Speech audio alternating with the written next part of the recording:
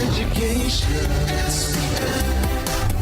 Ating salamin, ipakita natin ang sagot sa problema natin. Ano sa palagay nyo? Ano sa palagay nyo? Ano sa palagay nyo? Magandang umaga sa inyong lahat kung Hifatsoy Ricky! Si Ricky girl, tingnan mo, talaga pwedeng-pwede na siya sa Chinatown. Ay, gusto ko nga magpunta sa Chinatown. Kagabi daw, ang ganda na may drone display. Oh, I'm sure may fireworks. Fireworks and the drone. Iba na yung drone na yan, parang siyang fireworks na hindi na Yes, mamatay. I know that. Yes, Diba? yes. Kung Hifatsoy, Kung Hifatsoy, may ako, nako. Chinoy. Oo, mga Chinoy sa ating mga tagapakinig, mga tagapanood, ng mga Chinoy at mga Pinoy at kanoon mong lahi ninyo. Kung Hifatsoy, magandang umaga po sa inyong Ang lahat. ganda naman ng iyong baro. Oh, di ba? Oh, diba? Ikaw rin. Ako talaga tayo, Mutual Admiration Society. I love it. Okay, sa ating mga nakikinig po sa Radyo Aguila 1062, samahan nyo kami ni Ricky hanggang alas 10, maski na today sa holiday. Ayun na nga, sabi ng Naku. aking piloto, sabi niya, Oo. ma'am, holiday pala ngayon, walang Oo, ka-traffic-traffic. Walang ka-traffic. Sabi ko, anong holiday? Oo. Kaya nga Spell. kaya nga walang traffic. Tapos parang kanina, pag bangon ko, parang hirap na hirap ako. Parang gusto ko rin mag-holiday. Diba? Hindi huwag ka mag-holiday. Ha? Huwag ka Mamaya, muna wala. Hindi mo muna. Pagkatapos ito, holiday na ako. Okay, so ano kami ni Ricky ngayon ay kami po ay bumabati sa inyo nga na Yes. isang mapayapa, Yan. ano pa ba? Sagana. Masagana, mayaman, Mayabong. Oh. Lahat na.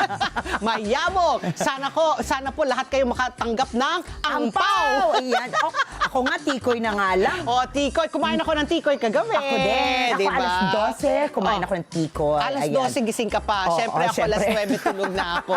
Kaya mga alas 7 ako kumain ng tikoy. Pwede na ba yun? Considered na yun. Considered na yun. Pwede na yun. Huwag naman masyadong tayong strict. Oo, Okay. O, speaking of tikoy, meron yata yung ganitong flavor eh. Alam mo ba, hindi lang sa Baguio may strawberry. Saan pa may strawberry? Maraming strawberry dyan po sa Bulacan. Talaga ba? Nagulat ako. Wow, Oo. ako din, Sa Bulacan, meron na silang mga strawberry farms Wow. na dinadayo ba daw yan para po maka-experience daw sila ng strawberry picking. Wow. Kasi di ba sa Baguio, Hindi that's really nalalayo. famous Oh, yes. Sabi You niya. go to strawberry Oo. farms, tapos magpipick ka, tapos kung ano man napitas mo, Oo, babayaran nila oo, yun. yung ititimbang, Titimbangin, tapos oo. babayaran mo. Ngayon, wow. dyan sa Bulacan. Wow, ang oh, ganda. Tingnan mo, ang gaganda ng Kakulay mga natin, strawberry. papi. Pulang-pula siya.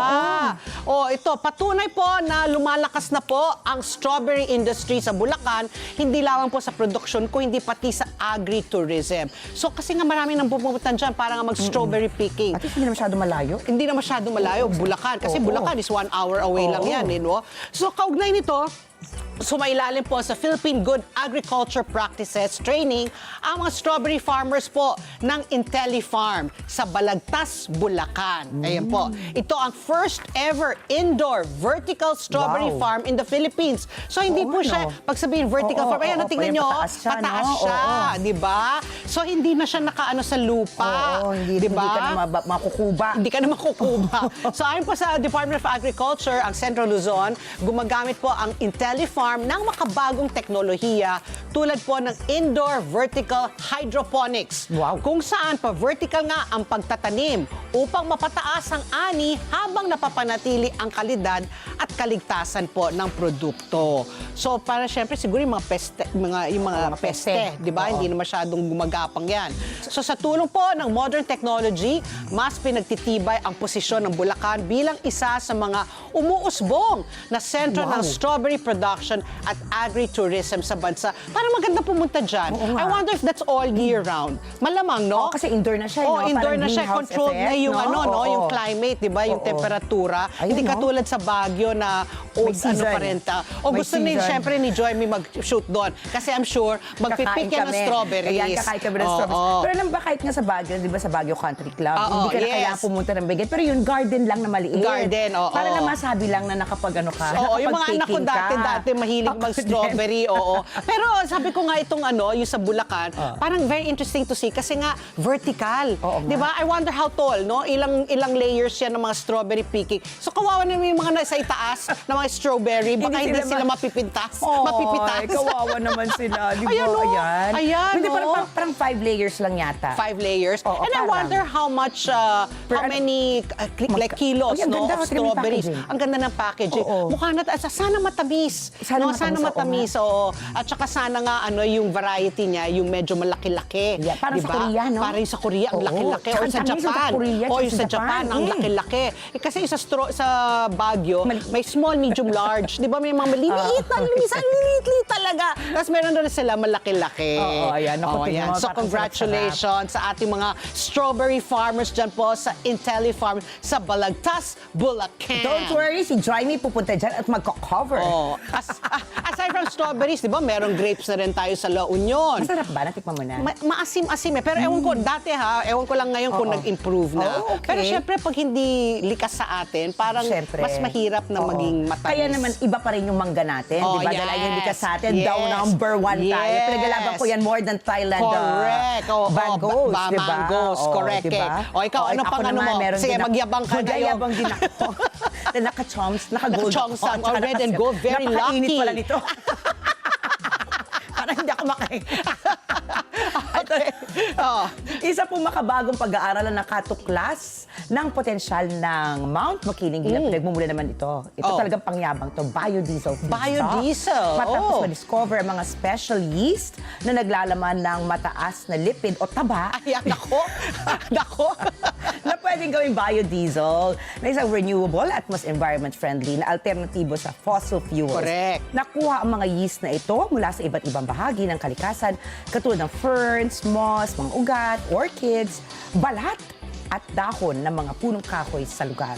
Ayon pa sa pag-aaral, kayang mag-imbak ng malaking porsyento ng lipid o taba ang mga microorganisms na ito sa kanilang mga cells at matagumpay itong nako-convert sa biodiesel sa laboratory test. Malaking hakbang ito para sa bansa dahil posibleng mabawasan ang pagdepende po Correct. natin sa imported fossil fuels, mapababa ang greenhouse gas emissions at mapalakas ang lokal at sustainable na produksyon ng biofuel kasabay ng pagpapanatili ng mayamang biodiversity ng Mount Makiling. Yes. Ang daming mga hidden na Ang dami, gems, ano? Siyempre, tsaka dyan, siyempre sa Mount Makiling, daming mga flora, fauna, maraming mga species dyan. So buti na lang talaga because of science, di ba, advanced science na, marami na silang natutuklasan Oo, di ba? ng mga paraan, di ba, para talagang mas ma-harness ang natural wonders natin talaga. Makapunta ka na dyan sa Mount Makiling? Of course! Wow! My lolo was Wow! founder of the Boy Scout of the Philippines. Wow! Nandyan ang kanilang kampo Talaga? sa Mount Makiling. Oh, Yes! nice. Ay, ito ba yung biodiversity farm? Biodiversity Oh, farm. Ayun, ang ganda. parang natural gas yan not Oo. gas yan. Oo, okay, Miss sige. Ricky, because today is a holiday, Yes. anong asahan po natin na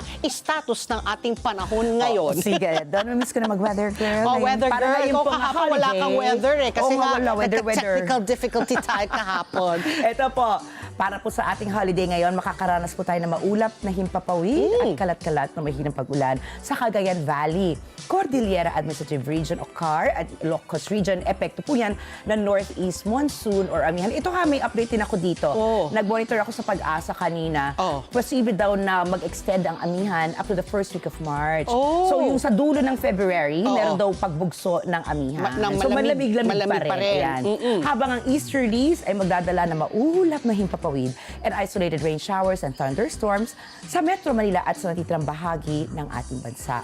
Makararanas po tayo ng maximum temperature ng 32.2 degrees Celsius mamayang 1:00 ng hapon. Parang mainit na, Oo no? nga eh. At ito, lumagpas na sa 6 dahil lulubog po ang araw mamayang 6:01 ng gabi. Masasabi ko na ng gabi ngayon. Oo, Yeah. oo. Naku, sana nga tama ka nga, no? Sana mag-extend yung amihan. Kasi ang sarap talaga ng ganitong Oo. malamig na panahon. Nag-aircon ka pa ba?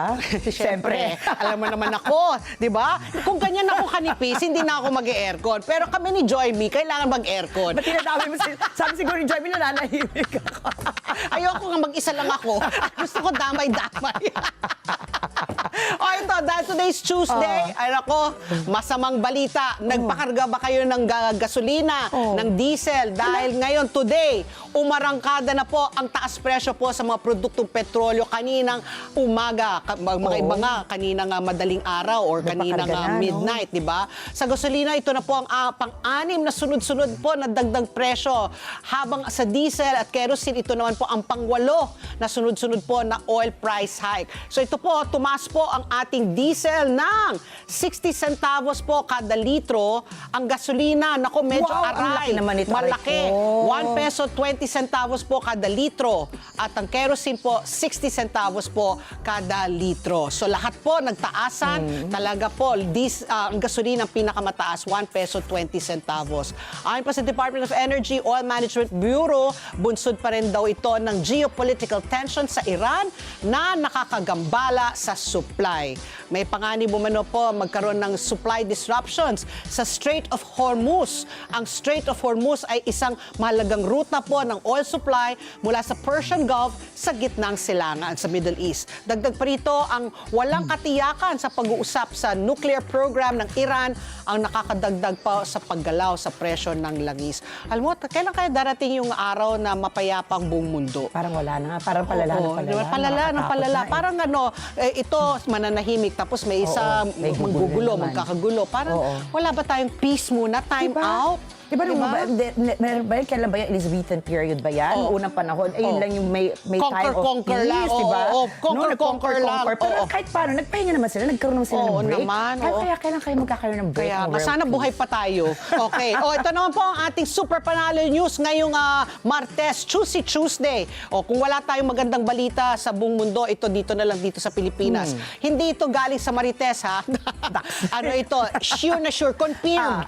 Tingnan Confirmed. natin. Okay. Ito, sa mga kumukonsumo po ng kuryente para po nakasama po dyan sa 4-piece, Oo. nako, meron po kayong libreng kuryente po. Basta Aba. po kumukonsumo kayo ng 50 kilowatt hours per month or less. Opisyal na pong sinama sa Lifeline ang rate subsidy program ang mga benepisyaryo po ng Pantawid Pamilyang Pilipino program. Ito nga ang 4-piece. At ito po ay nangangulugan na mas mababang bayarin sa kuryente. Wow. Sa ilalim po ng programa, ang mga 4-piece household na may buwan ng konsumo na 50 kilowatt hours pababa. So if you're consuming, your household consumes less than 50 kilowatt hours per month, automatic na po, meron kayong 100% discount. Meaning libre. Libre. Wow. Tayong mga nagbabayad ng Oo. kuryente ang magbabayad po dyan sa libre nilang kuryente. Bakit ganon? Bakit? So, syempre, sige na nga, pagbigyan na lang, we're being charitable. Malaking tulong po ito, lalo na po sa mga pamilyang hirap talaga po sa pang-araw-araw. Ang matitipid po sa electric bill nila po ay maaari ng ilaan sa mas mahalagang bagay, tulad syempre ng pagkain. Sana naman, no? Kung ano matutipid nila. Kasi nung kinumpute ko, sa Meralco, isang kilowatt hours, roughly about 13 pesos and 75 centavos. ha? So, if you consume 50 kilowatt hours, your electric bill is about 600 pesos. So, kung libre na, yung 600 pesos na matitipid mo kada Oo, buwan, oo. sana naman gastusin mo yan sa tama, tama. no? Sa pagkain, Oo. o sa gamot, Oo, o pamasahe, tama, di ba? oo. Huwag naman sa sugal, Tama. huwag sa sigarilyo, huwag sa alcohol, Huwag sa huwag sa alak, bisyo, oo. ha? Oo. Ayan, paalala po sa inyo mga 4-piece, ha? Spend your money wisely. Tama. Tsaka, Di ba? alam ba, ito hindi naman siguro lahat, pero may mga nakilala kong 4-piece, naka-aircon sila. Oo nga, may air condition sa bahay nila. Hindi yan pasok sa 50 kilowatt per hour. So may maximum. May maximum 50 ayan po, kilowatt per tipid-tipid hour din lang. kayo, ha? Yes, oo. Kung ako, hindi ako Ako. nag-aircon pag madaling araw na dahil giniginaw na ako. Teka lang, talaga nakikita Kaya- ko yung tsura ko sa monitor, talaga nakataas. Ganito pala yung sikat ng mga Chinese, ano? Good posture.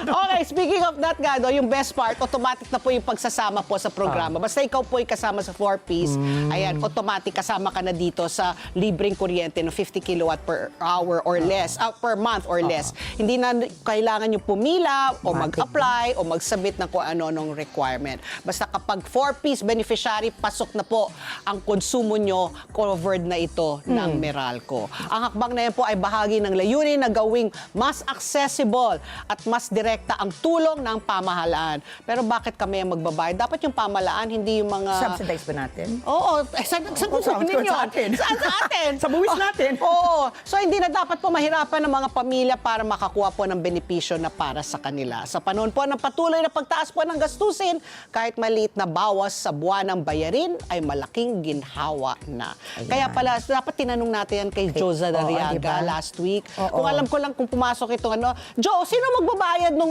libreng Kaya 50 nga. kilowatt per month ng mga 4-piece? Sasabihin niya, di kayo. Ayan, kaya tama po si Pat P. Tandaan nyo, sana naman sa magandang paraan nyo Correct. igastusin. Oo, yung Ang 600 matitipid nyo, 600 pesos yan sa Oo. gamot yan. Oo, gamot. Oo. Pagkain. Pagkain talaga dapat. Oo, Oo. diba? Bawal ang sugal. Correct. Oo, Bisyo. ayan. Bawal na lahat ng bisyo. Ito naman, Pat P. Big win o big one para sa mga anak ng ating mga overseas Filipino workers Oo. dahil mag-o-open ang OWA ng 10,000. 10,000 po yan na extra scholarship slots para ngayong taon, Aba. 2026. Kaya naman mas maraming chances para makapag-aral at ma-achieve ang dream course. Isang major upgrade sa education support para sa mga pamilya nagsasakripisyo para sa kinabukasan. Bakit nga ba ito naging posible? Aba, umabot na kasi sa $368 million ang OWA Trust Fund. Dami, Para ah. sa 2026, ito ang pinaka-highest level since 1982, ha? O, $386 million. Diba? Wow! Yes, Oh, wow. record-breaking talaga yan. May 15,000 scholars na ngayon at dahil sa dagdag na 10,000 slots, mas maraming OFW families ang makakahinga ng mas maluwag pagdating sa tuition and school expenses. Plus, may alagang OWA fund na rin para sa health and livelihood support ng mga OFW local man or abroad. As of December 2025, nasa 2.6 million ang active members nito. Mas marami, mas malakas ang support system. Yan ang maganda dyan, no? Kasi at least sana nakikita mo talaga kung saan napupunta yung mga contribution mo bilang OFW, di ba? Scholarship, tapos healthcare. So those are the things talaga na kailangan natin ipaalagaan. Kaya nga nagiging OFW sila dahil nga kulang ang kanilang Kita kinikita dito, dito. no? Kasi kailangan nila pang gastos sa matrikula, Tama. di ba? Para kasi may sakit, so kailangan ng maintenance o kailangan pa operahan o may sakit si daddy, may sakit si nanay. So tama yung mga ganyan na dapat ilagay talaga ang pondo sa tamang At lugar. saka ito, deserve nila talaga. Deserve. No? They're our biggest Yes. export. Yes. Product, kumbaga. Yes. Kaya kung wala Ginawa pang natin ating silang produkto. For export. OFW Pinoy. Okay. Ito naman po ang ating pinakahuling good news, Okay. Ricky. Dahil For today. For today. Ibinahagi po, magandang balita po talaga ito, ni President Bongbong Marcos Jr. po ang susi, the key to beautiful new homes. Ba? Di ba? Ay, oo. Mga susi ng mga bagong tahanan po sa mga beneficiaries po ng 4PH program o ang expanded pambansang pabahay para sa mga Pilipino. Sa Megawide Precast Plant dyan po sa Taytay Rizal, ipinakita po ng ating Pangulo kung paano nakakatulong ang modern construction technology para mas mabilis, mas marami at mas abot kaya ang mga bahay para sa mga Pilipino. Mga prefab na ito, nakita ko kapon sa news Ay, ganda. Galing, yung mga pader, yung gawa na sa prefab ng mga na tawag doon, yung konkreto, material, kaya matibay. At saka tignan mo, linis tignan, parang condominium, oh. Yes. Oo, tsaka talagang siya, parang middle class yung dating, hindi Tama. siya mukhang low-cost Tama, housing. tama. Diba? So mula po ng July 2022 hanggang Wow. January 2026, higit na po, makinig po kayo, 423,000 housing units na po ang natapos. O, diba? Ang ganda. Almost 500,000.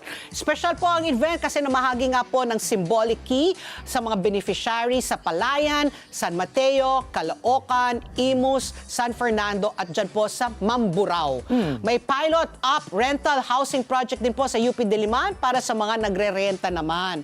Ang expanded 4PH ay naglalayong makatulong po sa lahat ng sektor na nangangailangan po ng assistance na magkaroon po ng sariling tahanan. Kasi yan naman talaga ang pangarap ng bawat Pilipino, magkaroon ng sarili niyang bahay. Siyempre, importante po ang support ng Pag-ibig Fund para mas maraming bahay ang mabuo, mas mabilis ang turnover at higit na abot kaya pabahay para sa bawat pamilyang Pilipino. Very So good ka dyan. 423,000. Oo. Although of course that falls so short Of the original Yes. promise, 'di ba? Oo. 1 million homes a Correct. year, 'di ba? Oo. 6 million, pero better than nothing. So they still have what? Roughly 2.5 years. So tingnan natin, no? Tingnan natin. Parang nabasa ko 3 million, ginawang 3 million na lang yung target. Oo. And nasa 423,000. So parang 2.5 Ang dami pa. pa. Marami pa. So Oo. tingnan natin kung sa end of the term ni PBBM, Oo. ilan talaga ang mga bahay. Sa dami-dami ng kontraktor, hindi ba? Dami ng mga Bakit hindi ba kontraktor, gawa, di ba? correct. At saka dapat ngayon talaga vertical na talaga yung Right. Oo, mga oo. bahay. Tsaka sana nila intercity para hindi na sila Tama. kailangan mamasahe ng napakalayo. Oo, yung dapat meron na silang livelihood sa loob Correct, ng kanilang correct. komunidad. Oo. Di ba? Nandun na lahat. Self-sustaining, may Oo. eskwelahan, may, di ba, may Tama, palengke, oo. may ano pa ba yung Kumbaga, mga grocery or oo. whatever para hindi na, yun nga. Hindi na, tapos yung traffic, hindi na sila, Traffic. di ba, masusuong sa Oo. traffic pa, sa pamasahe. Self-sustaining tama ka. Self-sustaining dapat. Self-sustaining. Di ba, dapat tumakbo na lang tayo. Tama, di ba?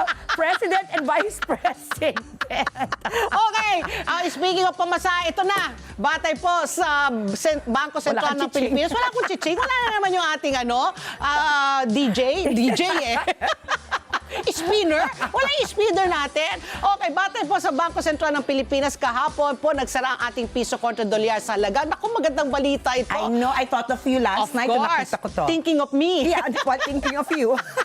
Ayan, tumawid na po. Ayan, nagsara na po sa halagang 57 pesos and 98 centavos. Ayan, di ba? Nakita na natin yung nag-59, muntik na no? nag-60. Oo. O tapos nakita natin yung 58. Ngayon, bumaba na siya. Lumalakas na, nasa 57.98. So may paglakas po ng 4 na sentimo po ang ating piso kontra dolyar kumpara po sa naging palitan nung Biyernes sa halagang 58 pesos and 2 centavos. Narito naman po ang palitan ng piso kumpara po sa mga iba pang mga currency. Sa Japan yen, 38 centavos. Sa euro, 68 pesos and 96 centavos. Hong Kong dollar, 7 pesos 42 centavos. At ang Saudi Riyal, 15 pesos and 48 centavos. Ang source natin, Bangko Sentral ng Pilipinas. Ayan. Malay mo, palakas na yan ang palakas. Oo, ano? sana bumaba sa 45. Wow! Wishful thinking! Wishful thinking. 45, parang that was 20 years ago. Grabe, no? Pero parang naabutan ko pa yung 45. Ayan nga, Di ba? 20 years ago. Ako, Oo. naubutan ko pa nga, bago yung Asian crisis, Oo. nung 1990s, 21 pesos lang ang Grabe. pesos kontra dolyar. Mali Tingnan mo, today is Tuesday. We choose to be wishful. Tuesday ngayon, di ba? Oo, Tuesday ngayon. Tuesday. O sige, Tama. tingnan natin. Okay, Ricky, 3 issues pa rin tayo, maski na holiday. Dapat may overtime pay kami ngayon, ha? Okay, ano yung Hi, first CRV, issue natin? magandang umaga po. Naku, kay CRV pa tayo umasa. Aray ko, CRV. Aray ko, CRV. Ang bestie namin ni Patpi. Hi, CRV! Good morning! Ay, naku, hanggang good morning na lang. Sabihin na, good morning na nga. Alam ka naman may Oo, ano pa. meron nga. Ito nga. Oh, sige. Ito, favorite. Ito talaga. Oo. Mamaya po, expected natin, asahan natin si Patty. Talagang kanya marudop na pakikipaglaban dahil ito talaga isang advokasya ni Patty. Oo. Ang anti-political dynasty bill. Correct. Dahil ito po ay muling pinaiigting sa Kongreso bilang tugon sa mandato ng 1987 Constitution na nagbabawal sa political dynasty. So, nandun na sa Konstitusyon, di ba? Yes. So, ayaw lang nila tayo ipatupad. Mga... So ito po, para sa ating first issue, isinusulong ito bilang bahagi ng mga prioridad ng panukalang batas at kasalukuyan dumaraan sa mga public consultations, katulad ng pag-usapan natin kahapon, upang linawin ang saklaw nito lalo na kung hanggang anong antas ng kamag-anak ang dapat pagwawalan sa pagtakbo o paghawak ng pwesto. Gayunman, may iba't ibang bersyon ng panukala at may mga pangamba sa posibleng loopholes o butas sa batas. Himayin po natin ang isinusulong na maging ganap na batas ang panukalang anti-political dynasty bill kasama ang suki nating political analyst na si Professor Froilan Calilo. Ayan, talaga. Anti-political dynasty bill. Isa yan at saka isa ko pang pet Oo. peeve, Ano, yung ano? party list. Party list, correct! Dalawang pets ko. Pet peeve. Yan, yung anti-political party dynasty list. at saka yung At party saka yung list. US dollar. US dollar. Hindi ko na siya pwedeng i-pet peeve. Okay, issue number 2 po natin. Naglabas na po ng formal na document containing the charges ang International Criminal Court o ICC laban po sa ating dating Pangulo, Rodrigo Duterte. Kaugnay po ng kanyang kampanya kontra illegal na droga.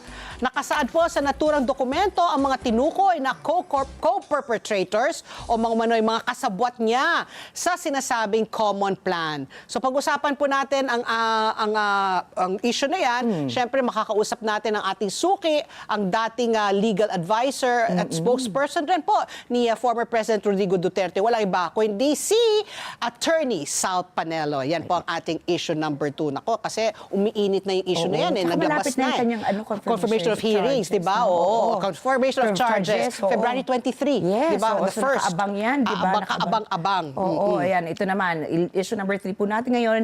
Nilinaw po ng Philippine Embassy sa Washington, D.C.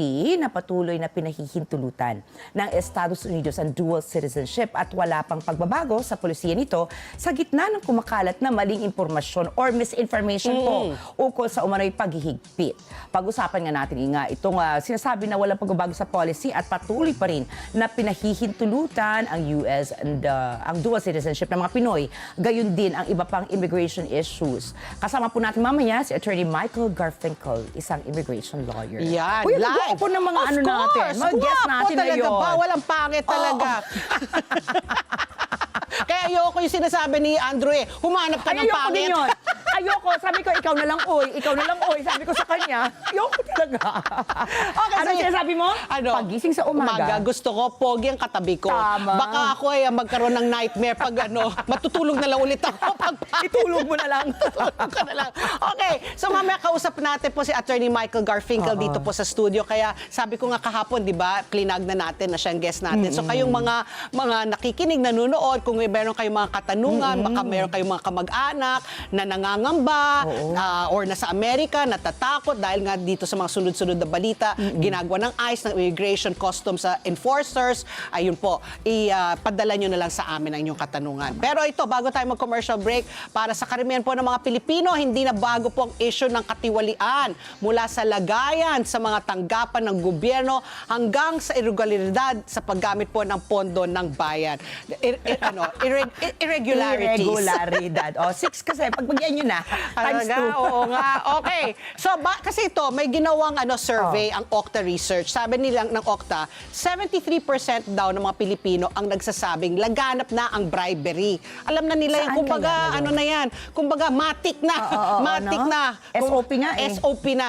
Habang 66% naman daw nagsasabing nakakakita ng irregularity sa paggamit po ng pondo ng bayan. Ito nga yung mga kickback, di ba? Yung mga padulas-padulas O, yung dyan. ano lang, itong lang sa kalsada eh. Diba? O. SOP, tapos kung ikaw nga, traffic violation nga, mamibigay ka pa ng O, halimbawa, ikaw yung tindihan sa ilagay. palengke, di ba? May nangungutong din, di ba? Mangungutong rin, Oo. oo. So itong aming question of the day, nasasanay na lang tayo ba sa sistemang may bribery o lagayan sa kalakaran sa gobyerno?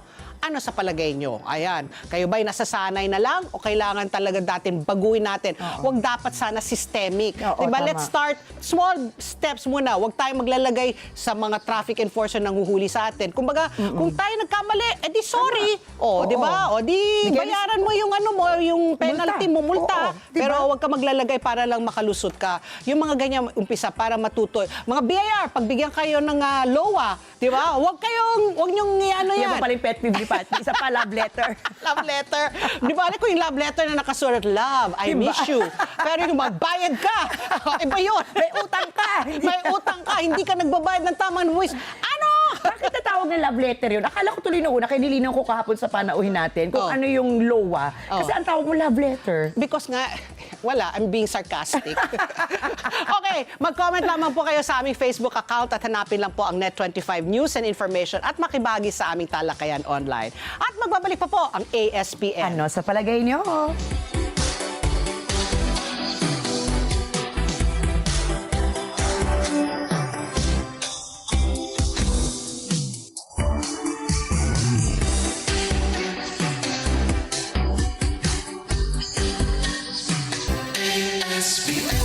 Oras! Alas 8:35. Parang naka-day off rin yung aking basa. Ayan. Naka-day off eh. Alas 8:35 na po ng umaga. At ang oras na ito hatid sa atin ng Memo Plus Gold. Makakalimutin ka na ba?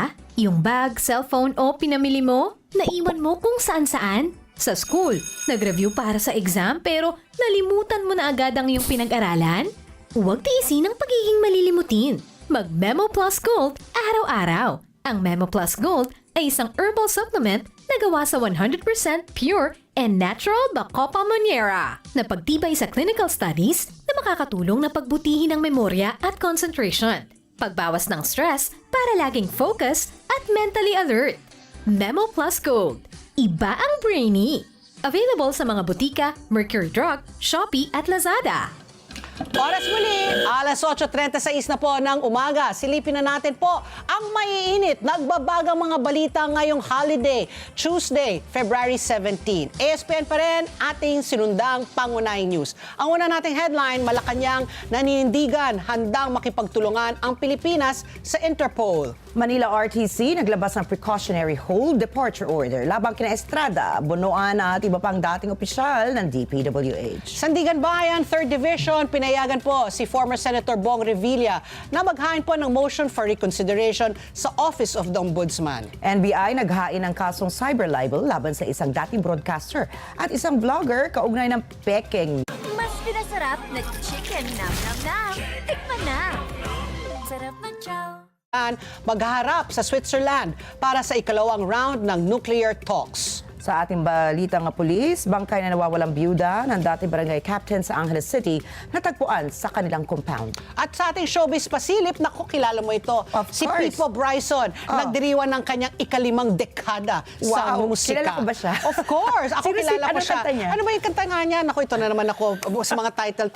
Obet, pakiano nga kung ano yung mga ano niya, mga hits niya. At ang oras muli, alas 8:38 na po ng umaga. Ito na po ang mga istorya sa likod ng ating mga headlines. Nanindigan po ang Malacanang na obligadong makipagtulungan ang pamahalaan oras na maglabas po ang International Criminal Court o ICC ng warrant of arrest para kina Senator Bato de la Rosa at Bongo. Tulad ng ginawa nito noong kaugnay kay dating Pangulong Rodrigo Duterte. Pero mangyayari lang umano ito kung idadaan ang warrant of arrest sa International Criminal Police Organization o sa Interpol. Narito po ang pahayag ni Presidential Communications Office Undersecretary Claire Castro. Nagawa na po before. At ang sinunod po ay ang batas na umiiral sa ating bansa at nakipag-coordinate po ang ating pamahalaan sa Interpol. Kaya po naipadala ang dating Pangulong Duterte sa The Hague. Yan po ang tinig ni Yuse Claire Castro. Isinapubliko ng ICC ang impormasyon na itinuturing na co-perpetrator o mangkasabwat ni dating Pangulong Rodrigo Duterte sa kanyang war on drugs, sina Senator Bongo at Senator Bato de la Rosa. At maging sina dating Justice Secretary Vitaliano Aguirre II, mga dating general ng Philippine National Police na sina Oscar Albayalde, Camilo Cascolan at Vicente Danao. At ang dating Philippine Drug Enforcement Agency Chief na si Isidro La Peña at dating National Bureau of Investigation Director na si Dante Giran. Ayon po sa ICC, ang mga ito ay mayroong ding de facto authority o lumalabas na may otoridad at may napagkaisahang plano o kasunduan na sugpuin kahit sa pamamagitan ng dahas ang mga kriminal sa Pilipinas kabilang ang mga hinihinala o tinuturong may kinalaman sa paggamit, pagbebenta at paggawa ng droga. Sa mga pinangalanan, si De La Rosa po ang natatanging hindi tukoy ang kinaroroonan matapos siyang tumigil sa pagdalo sa mga sesyon sa Senado mula pa noong Nobyembre. Matapos lumabas ang impormasyon na inuutos umano ng ICC ang pag-aresto sa kanya. Pumanaw naman po noong 2023 si Cascolan ang itinuturing may akda sa Oplan Double Barrel ng PNP. Nananawagan po ang Malacanang sa mga pinangalanang opisyal na huwag magtago at harapin ang mga reklamo. Narito muli si Yuse Claire Castro. Unang-una, kung kayo magtatago, ano bang ibig sabihin yan? Kayo ba'y may kasalanan? Tinatago nyo para hindi po kayo madinig at ma-escape kayo or ma-evade the liability of what you had done? So, hindi po kinakailangan magtago kung alam po nila na sila'y walang kasalanan, humarap sila at maging matapang sa mga maaaring proseso. Tinig muli ni Jose Claire Castro. Samantala, sinabi naman po ni Senate President Pro Tempore Panfilo Lacson at Deputy Majority Leader Risa Ontiveros na tatalakayin ng Senado ang mga posibleng hakbang kaugnay ng sitwasyong may kinalaman sa International Criminal Court. Sa magkakahiwalay na pahayag, sinabi po ng dalawang senador na hindi madali ang naturang sitwasyon dahil sa posibilidad na mawala ang dalawa nitong miyembro. Binigyan din ni Senator Ping Lacson na mahalagang galangin ang mga prosesong konstitusyonal ng Pilipinas bago magpatupad ng anumang warrant of arrest mula sa ICC.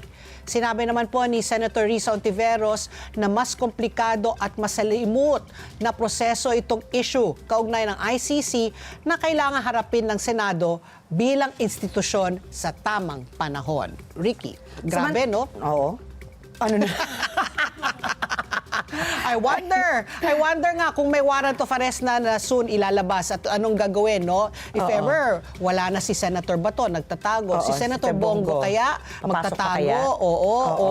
Pero sabi naman ni Senator Ping, basta naka-session. O yun na nga, paano pagtapos ng session? Hindi, pero only if it's crimes na less 6 years and below. Oh, so may ito, qualification. yun na nga. Parang hindi eh. Kaya pala nagtago na si Senator Oo, si Bato. Bongo, oo. Parang Kasi hindi hindi pa siya naman siya ligtas. talaga, di ba? Parang, he's only accused. Accused, Di ba? oo, Hindi pa oo. naman siya talaga. Pero Correct. alam mo, trial by publicity and everything. Pero yun Yes. nga, kung hindi siya mapoproteksyonan Oo. ng Senado. Ikaw, kung magtatago ka.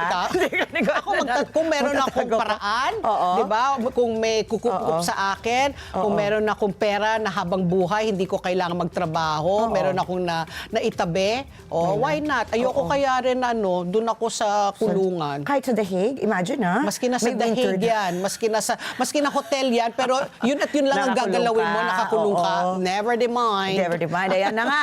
Samantala, iniulat naman po ng Department of Justice na naglabas sa Manila Regional Trial Court ng precautionary hold departure order laban kina Senator Jingo Estrada at iba pang kapwa niya respondents sa plunder at iba pa mga kaso kaugnay ng mga anomalya sa flood control, kabilang na po si dating Public Works and Highway Secretary Manuel Bonoan. Base sa 4 na pahinang kautusan ng Manila RTC Branch 52, sakop din na naturang precautionary hold departure order sina dating DPWH Undersecretary Roberto Bernardo, dating Regional Director Gerard Opulencia at dating Bulacan District Engineer Henry Alcantara. Nakasaad sa kautusan na may probable cause o malamang na dahilan para paniwalang aalis ang Pilipinas sa mga naturang respondents para makaiwas sa pagkaaresto at paglilitis. Nilinaw naman ni DOJ spokesperson Polo Martinez na sa kabila ng paglabas ng naturang kautusan, hindi nangangahulugang naresolba na ang mga kaso para sa plunder na nakabinbin sa DOJ. Inaakusahan si Estrada ng pagmamanipula ng alokasyon ng 355 million pesos para sa pagpopondo sa unang distrito ng Bulacan kapalit ng sinasabing 30% na hati sa pondo. Itinanggi naman po ito ng senador. Bukod sa plunder, nahaharap din si Estrada at ang sinasabing kasabot niya sa mga kaso para sa paglabag sa Anti-Graft Law, Anti-Graft and Corrupt Practices Act, direct bribery at pagtanggap ng regalo ng mga public officers at corruption of public officials. Ang mga kaso ay isinampa ng National Bureau of Investigation, Department of Justice, Public Works, and Bid Rigging Task Force. At ang oras, alas 8:44 na po ng umaga. Sa aming pagbabalik, makakausap po natin si Professor Froilan Calilong, ang ating suke. Siya po ay isang political analyst. Pag-usapan po natin itong pet peeve ko nga, yung anti-political dynasty bill. Sa pagbabalik po yan ng ASPN. Ano sa palagay niyo?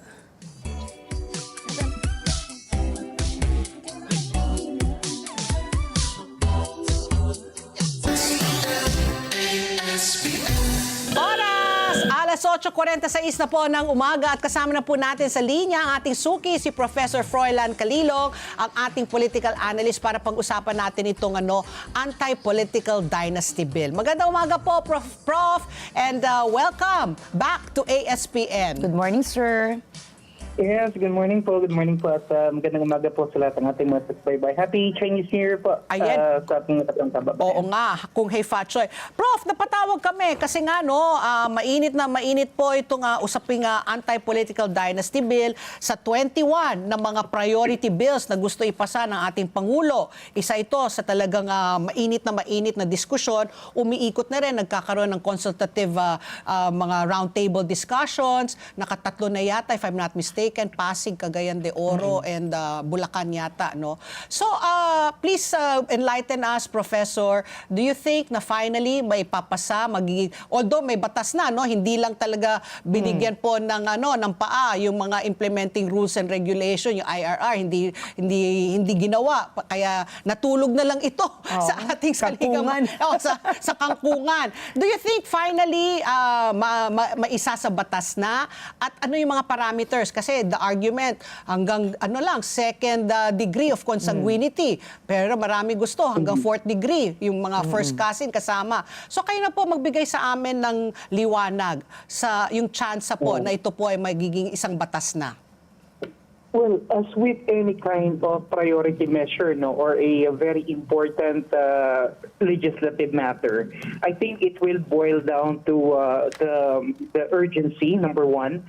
Secondly, the public clamor for it. And thirdly, yung political will po na kinakailangan na manggagaling ideally sa ating Pangulo at kung kaano niya kakayanin din na ilaban ito, no, sa kanyang mga kaaliado, lalong-lalo na dito sa Kongreso. I think the biggest hurdle for this will always be in the Congress primarily because alam naman natin that I think around 80 to 85% of the members of our current Congress are actually coming from political dynasties, and it's going to be quite difficult for them to actually assign a bill that will eventually end their political futures, primarily. So I think ang marami kasing contentious din, Ms. Pat, unang-una, ano ba talaga yung kakailanganin nating anti-political dynasty bill? Ang tatanungin ba natin dito, yung succession o yung pagkakaroon natin ng mga politiko na nakaupo na magagaling sa isang pamilya at the same electoral cycle. And another thing na titingnan natin dito siguro is yung consanguinity and affinity, up to what degree po ba? And thirdly, gaano yung kalaki yung bibigyan nating papel dito sa COMELEC, no, para i-flag down itong mga mag-file ng COCs, no, na manggagaling sa allegedly sa mga political dynasty. So the bill actually is really good. It will really change the political landscape of the country. Pero, I think it really will face a lot of hurdles at the moment. And yung target nila na may pasa to before 2028, I think if they will be able to have enough political will to actually do it, maaari. Pero the way I see it right now, medyo mahirap pa siya talaga. Okay. Hi, Prof. Good morning. This is Ricky Matay po. Good morning po. So you're mentioning about political will, no? Actually, the President has expressed support, and even Congress has expressed support. Even Sandro Marcos has expressed support. No? It's a priority bill of the government. So political will, nandiyan na po tayo. But there are so many versions of this anti-political dynasty bill. Ano po naman yung suhestyon na pinakamaganda coming from the civil society groups? Halimbawa, because we're doing consultations already, ano po yung magandang pagdebatehan at isaalang-alang ng Kongreso po sa pagpapasa ng batas na ito? Among the many versions.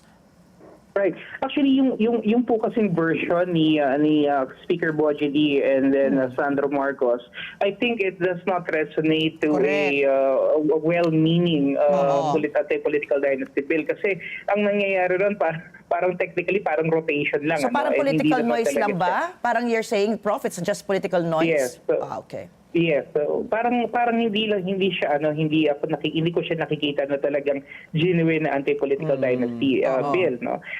I think right now what Senator Rizal Tiveros is doing primarily, talking and having consultations with civil society organizations, various cause-oriented groups. I think this is really a good step towards forging a meaningful anti-political dynasty bill.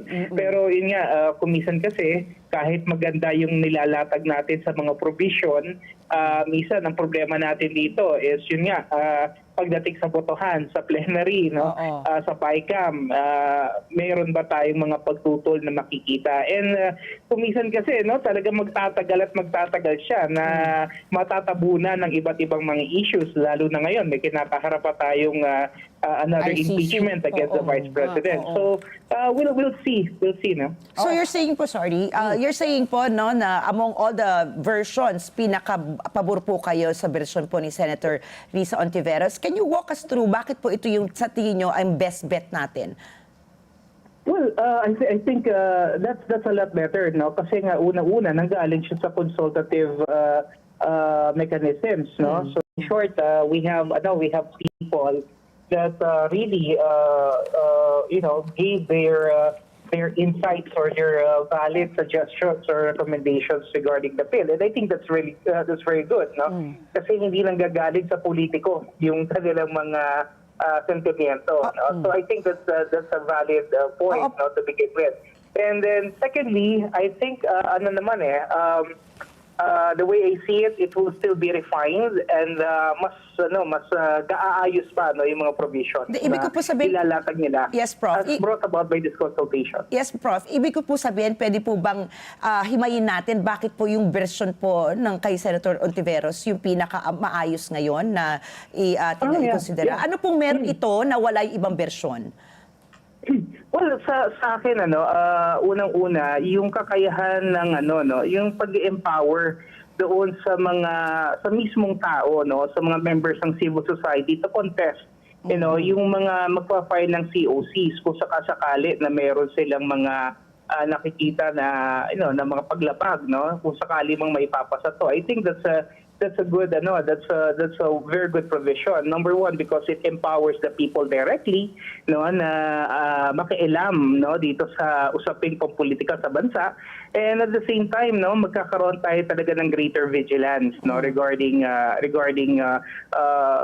manner by which the law will be implemented, no, on the ground. So I think that's one of the good things. And secondly, yung gusto nilang mangyari dito na I believe sa Risa Ontiveros version yata, if I'm not mistaken, up until the fourth degree, no, Yes. yung kanilang gustong ilatag, no. Fourth Which degree I think of is also consanguinity. good para talaga masiguro natin na bababago talaga yung ating political landscape. Oo. Aside from that, i-add ko lang, no, aside yung fourth degree of consanguinity, ayaw rin niya na pati magjowa na tumakbo, na basta Tama po. ma-prove, no, that they live together, yun hindi rin pwede. Yeah. No? Sabi niya, it's okay that you can be in a relationship. Kunyari, ikaw yung mayor ngayon, tapos na-inlove ka sa kabilang mayor, tapos, di ba, ng ibang town. So, well, hindi yun political dynasty bill. Pero pag nagsama kayo, with or without marriage, the next election term, hindi na dapat pwede. Kasi Tama yun, po. fourth Yeah. degree of consanguinity. But also for the information of our viewers, yung degree, no? Kasi yung kay Speaker Bogie D at saka yung kay Congressman Sandro Marcos, hanggang second degree of consanguinity. So hanggang Right. lang yun, no? Correct me if I'm wrong, parents, mga anak at mga kapatid lang. Hanggang dun lang. Pag fourth Tama po. degree, Tama. expanded yon hanggang first cousins, hindi pwede. Tama po. Okay. Tama po yan. Hanggang sa uncles, no, yung mga parang tawag dito, parang mga kamag-anak na medyo malayo-layo na. Hanggang second cousin, I believe, no, pasok pa rin sa fourth degree. Yun. Okay. Mhm. Oo. Yeah. Pero Professor, you're saying you mentioned nga political will, no? Even if the president said that this is a priority bill, sabi mo nga baka i-dribble, like yun na nga nasa 1987 Constitution pero never pa na talagang ginawang batas. So ito ngayon, with people now who are more woke, di ba? Galit na yung mga tao at nakikita nila na isa ito sa mga kadahilanan kung bakit nga laganap na ang korupsyon sa ating bansa dahil nga at hindi umaasenso yung mga ilang mga probinsya dahil nga sila nagmomonopolya, no, ng ekonomiya, ng mga negosyo dun sa kanilang sinasakupan. So, do you think that if they don't pass this, do you think that it's, kumbaga the people will, hindi naman up in arms, no? Pero magkakaroon ng civil unrest, magkakaroon ng mga strike or mga pagmamarcha laban po dito. Hindi ho ba dapat, dahil nga the president also is suffering from very low trust and approval ratings. Maybe with this bill, if it's with the passage, it might help bring it up. Don't you think also it is a good political move for the president to really make this into law? Right, yeah. Actually, as with anything else, no, sa politika naman natin talaga, ang titignan natin dito is the motivation behind every legislation or every policy that we have. And I think if the president really is very sincere and genuinely advocating for an anti-dynasty bill, I think he has all the resources and the mechanisms to really make it possible in his time. No? And I think this will be a good legacy on his part if in case it will really be filed within his term, dahil he himself comes from a very powerful political plan, ano? And I think magandang narrative ito, no? At saka magandang legacy building measure para sa kanya. Pero kasi alam niyo kasi on the ground kasi, no, marami pa rin sa ating mga kababayan ang sabihin na natin, ano, umaasa dun sa patronage politics na umiiral, lalong-lalo na sa mga probinsya, no, especially during elections. And they might feel, no, that yung political entrenchment, especially those people na wala naman talagang kakayahan to launch a massive political campaign, baka mawawalan sila, no, later on ng mga, siyempre may mga business interests sila dyan, no? So, on the question as to whether magkakaroon ba ng talang malawakang public outcry, I think for people in Metro Manila, definitely, we totally agree with that, no? Pero sa mga far-flung areas, sa mga provinces, especially dun sa mga nasa laylayan talaga, I think many of them will still cuddle to the idea of having a political plan that will be supportive of them, no? Basically.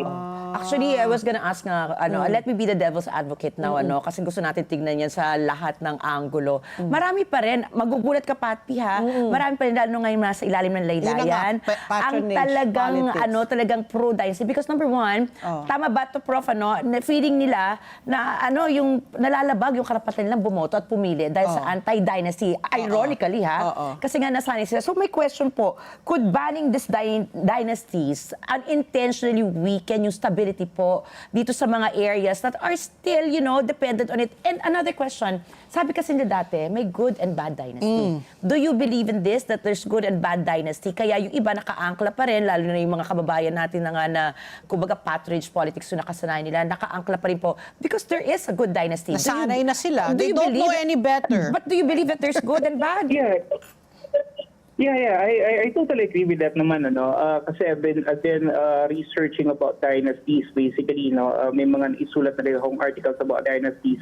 And true enough, may mga dynasties tayo na talagang mahal ng taong bayan dahil nandun sa kanila, unang-una, yung takot, yung pangamba. Na kapag nagpalit ng liderato o nagpalit ng pamilya na humahawak doon sa probinsya o doon sa munisipyo, mababago rin yung mga benepisyo na nakukuha nila. So nandoon yung agam-agam, na may mga dynasties kasi talaga na inaalagaan yung kanilang constituents, hindi lang during elections, kundi talagang for the entire term na nandoon sila, nakaupo sila. So the fear, the innate fear, yung apprehension sa kanila na baka mabago to kapag nagpalit, nandoon. So they keep on voting the same personalities or the same people, And yun yung masasabi nating kung talagang performing yung plan na yun, talaga makikita natin meron siyang political and political clout, doon sa mga tao. Pero kung ang problema kasi dito, may mga bad dynasties talaga, tama po yan. Actually, hindi bad dynasties, mga evil dynasties. Yung mga meron talaga silang mga political warlords, may mga private armies. May mga ganyan po kasi talaga tayo. Yun yung mahirap, basically. So Professor, before we let you go, ano ang mga dapat natin alalahanin? Aside from making this into a bill, the anti-political dynasty bill, kailangan rin yata may electoral reforms rin, di ba? Na kailangan rin natin kilalanin ng mabuti rin yung ating mga kandidato. Hindi dahil yung apelyido ko ay ganito, may feeling of entitlement na dapat ako yung maging mayor, ako yung dapat maging governor, di ba? Parang may mga ganyan, di ba? So, electoral reform rin po ang kakailanganin po ng ating bansa. Kayo na po, magbigay po kayo ng mensahe. Yes, I totally agree with that.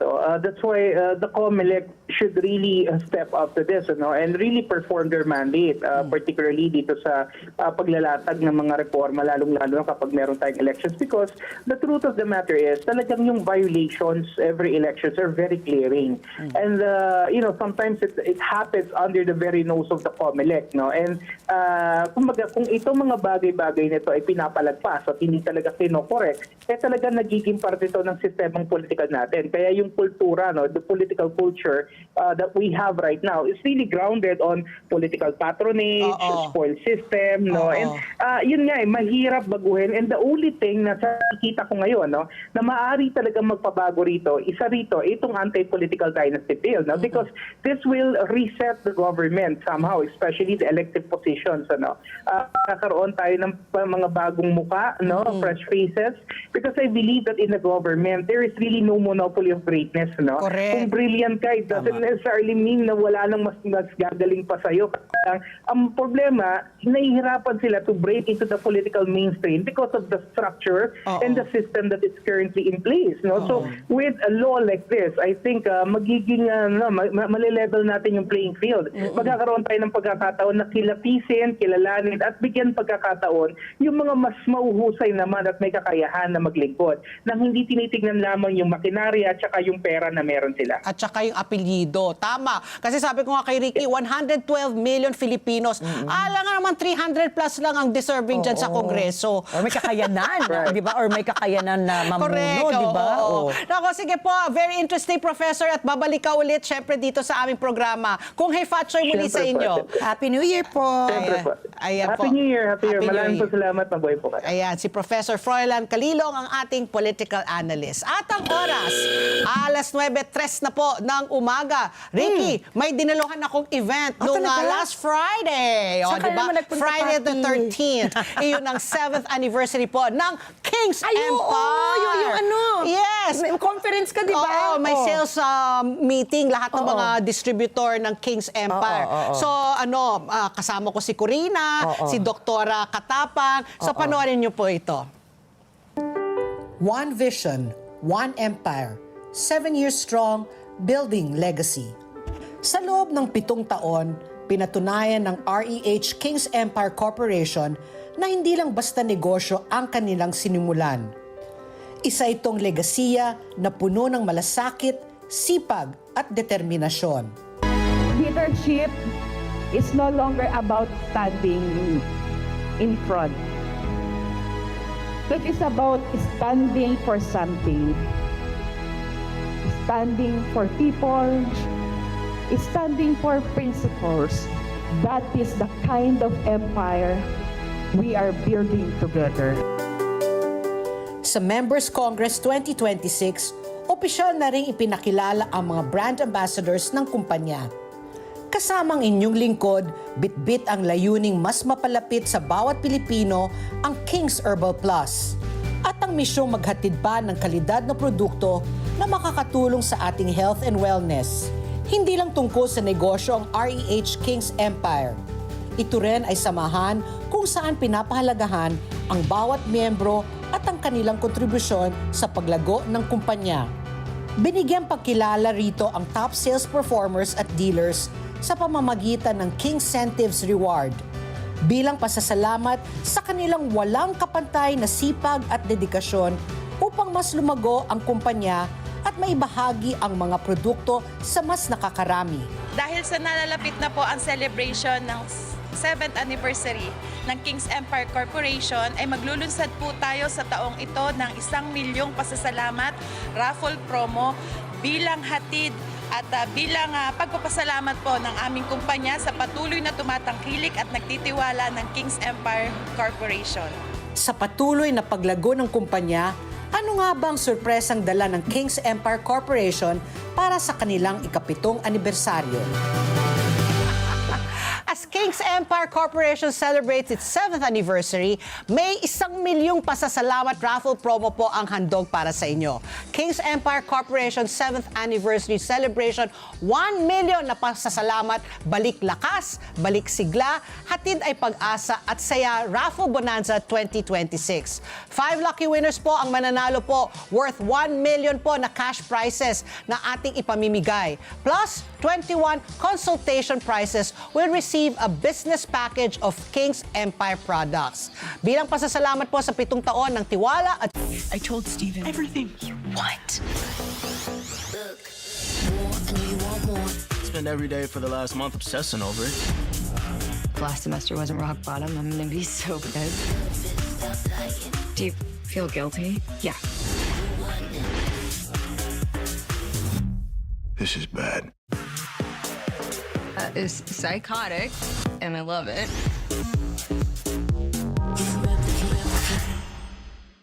alas 9:08 na po ng umaga sa aming pagbabalik. Makakausap po natin ulit ang ating suki, si Attorney Sal Panelo, ang former Chief Presidential Legal Counsel sa administrasyon po ni Rodrigo Duterte. Sa pagbabalik po yan ng ASPN. Ano sa palagay niyo?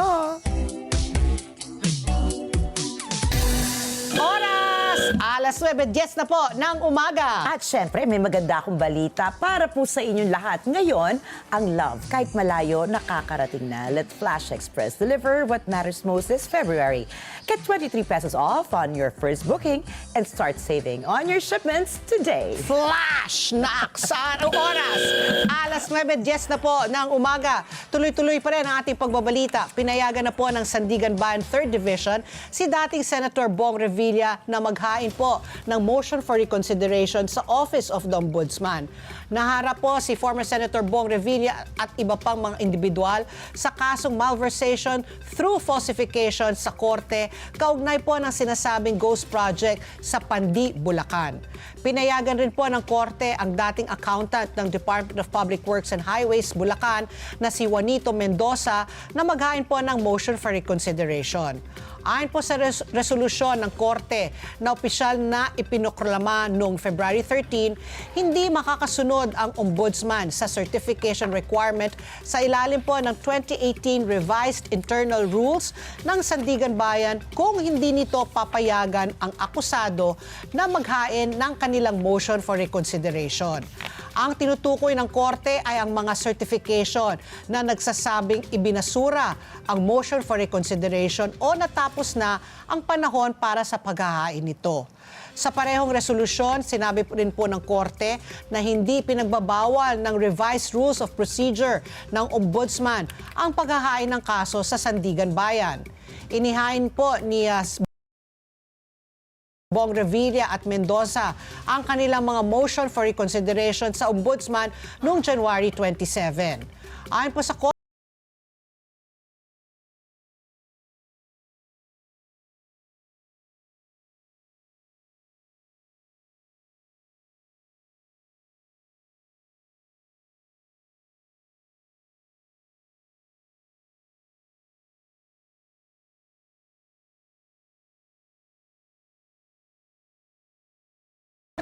sinabi po ng prosekusyon sa pagdinig noong February 9 na hindi aaksyonan ng ombudsman ang motion for reconsideration dahil nahihain na sa korte ang impormasyon kaugnay ng kaso.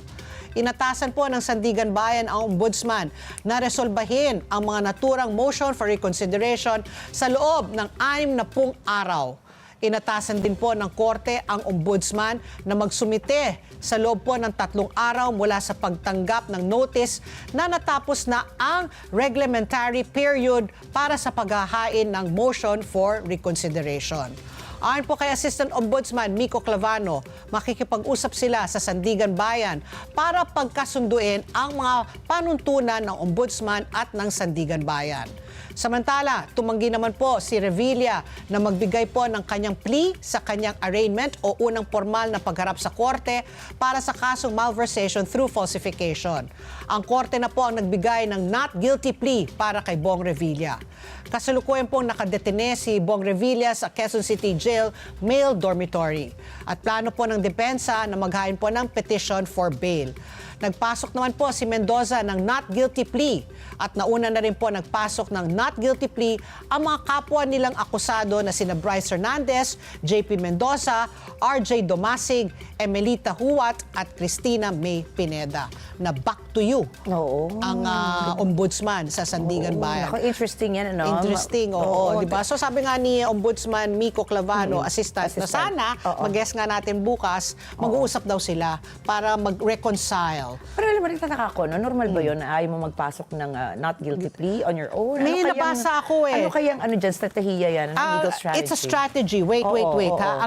Ang strategy po niyan, sabi ni ng lawyer ni Bong Revilla, sabi niya, so he can avail himself of remedies to question the legality of information. Ang attorney Seniga told reporters after the arraignment. Yun ang kanyang reason why he refused to enter. Sabi nga niya, he's maintaining his position, questioning the charges filed against him by the Office of the Ombudsman. And so that he can avail himself of remedies to question the legality of information. So yun na nga, question, di ba? Parang mali, sinasabi nila, mali ang ginawa ng Ombudsman. So sabi ng Sandigan Bayan, oo nga, dapat nga ibalik yan sa Ombudsman para 60 days. Bukas. Sana. Ayan. At sana maintindihan natin. Sana yan, di ba? Ipapaliwanag sa atin yan ni Assistant Ombudsman. Na-promote si Miko. Assistant. Ito po. Samantala naman, nagsampa ng reklamong cyber libel ang National Bureau of Investigation o NBI laban sa dating broadcaster na si Jason Sa. At sa online personality na si Jeffrey Celis. Ito ay para sa pagpapakalat umano ng hindi totoong impormasyong medikal ukol kay Pangulong Ferdinand Marcos Jr.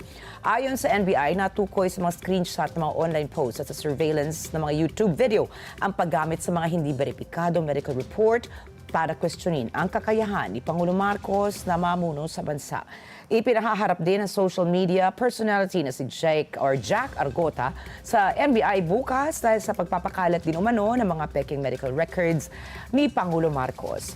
Noong Enero, itinanggi ng St. Luke's Medical Center ang pagiging tama ng resulta ng isang CT scan na ginawa umano sa Pangulo. Ditong nakaraang linggo, inanunsyo ng Philippine National Police Anti-Cybercrime Group ang pagbuo nito ng special team na tutukoy sa mga nasa likod ng paggawa at pagpapakalat sa Peking Medical Bulletin na tumatarget kay Pangulo Marcos. Natanggap mo ba yan? Nakatanggap ka niya? Yung fake na Yung medical bulletin, hindi. Hindi ako nagsusubscribe sa mga ganyan Hindi, kasi may mga Viber groups din. So, paano nila, di ba? Ang galing din naman nila. Nakita nila ko sa talagang pinagmulan. Ngayon, syempre. Kasi nakalat siya sa Viber groups, mga WhatsApp groups. I saw it. Pero parang di ba, right away St. Luke's denied na nanggaling sa kanila. Okay, at para sa ating world news, nakatakdang magharap po ang mga opisyal ng Estados Unidos at Iran ngayong Martes sa Switzerland para po sa ikalawang round ng nuclear talks. Layunin po ng pag-uusap na pahupain ang tensyon at pigilan ang panibagong labanang militar na ayon po kay Iran Supreme Leader Ayatollah Ali Khamenei ay posibleng lumala at maging regional conflict. Binuhay muli ng Iran at ng Estados Unidos ang negosasyon ngayong Pebrero para talakayin ang dekada-dekada ng hidwaan tungkol sa nuclear program ng Tehran. Pero kasabay nito ay nagpadala naman ang Estados Unidos ng mga warship, kabilang po ang pangalawang aircraft carrier sa rehiyon. Nauna na pong nakipagpulong si Iranian Foreign Minister Abbas Araghchi kay International Atomic Energy Agency Head Rafael Grossi. Nanawagan po ang IAEA, ang nuclear watchdog po ng United Nations, ng access sa mga pangunahing nuclear facility ng Iran na binomba ng Estados Unidos at Israel noong Hunyo. Nagbabala naman po ang Tehran sa posibilidad ng radiation.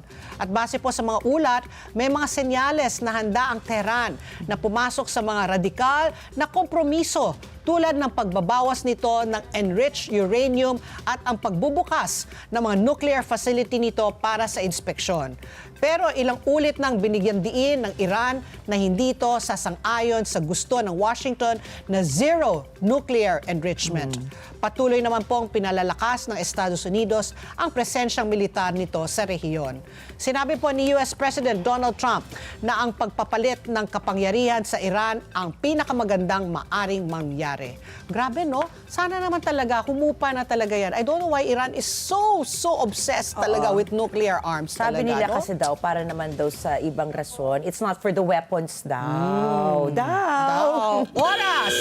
Alas 9:18 na po ng umaga. Ito na, kasama na po natin ang ating suki, Attorney Sal Panelo, former Chief Presidential Legal Counsel ni former President Rodrigo Duterte. Magandang umaga po, Attorney Sal. Kung hey Fat Choy po sa inyo. Good morning, attorney. Okay, Pachoy, good morning. Good sa inyong morning. dalawa. Oh, syempre, Attorney Sal, ikaw ang aming suki. Basta pagdating po dito sa mga galawan, no? Anong reaction po ninyo na lumabas na po, no, na co-conspirators po daw si Senator Bato de la Rosa, Senator Bongo, pati si former Justice Secretary Vitiliano Aguirre II, tapos yung mga dating mga PNP chief, 'di ba? Dumami na po sila eh. Kagulat-gulat ba ito or inaasahan na ninyo? Hindi ho, dahil matagal na yan, di ba? Matagal natin naririnig yan. Oo. I think more than a year ago, lumabas na yan eh. Hindi lang nila ginangalanan, pero nagpaparinig na sila na may mga ganyan at lumabas na nga. Actually, di ba, nakaredact lang kasi yan eh. Oo, Hindi lang nakaredact, nila correct. nilabas. Oo. Nakaredact. So do you think, Attorney Sal, it's just a matter of time na maglalabas na rin po ng warrant of arrest para sa kanila, kina Senator Bongo? I think so. Dahil in-announce na nila, di maglalabas nila. Oo. Okay. Kapag, Pero alam po ninyo, alam mo, hanga ako dito sa hukumang ito eh. Oo. From the very start, I've been saying that this International Criminal Court has been forcing itself to come into the Philippines, assume jurisdiction when it does not have one. Oo. Kasi yung ICC yan, nilikaya ng Rome Statute. At doon mismo sa Rome Statute, sinasabi yun, na yung mga miyembrong bansa na kasama dyan, makakapasok lamang sila kung number one, wala itong kakayahan mag-prosecute ng mga krimen na kinamit against humanity, or kung meron man silang kakayahan, ayaw nilang usikin.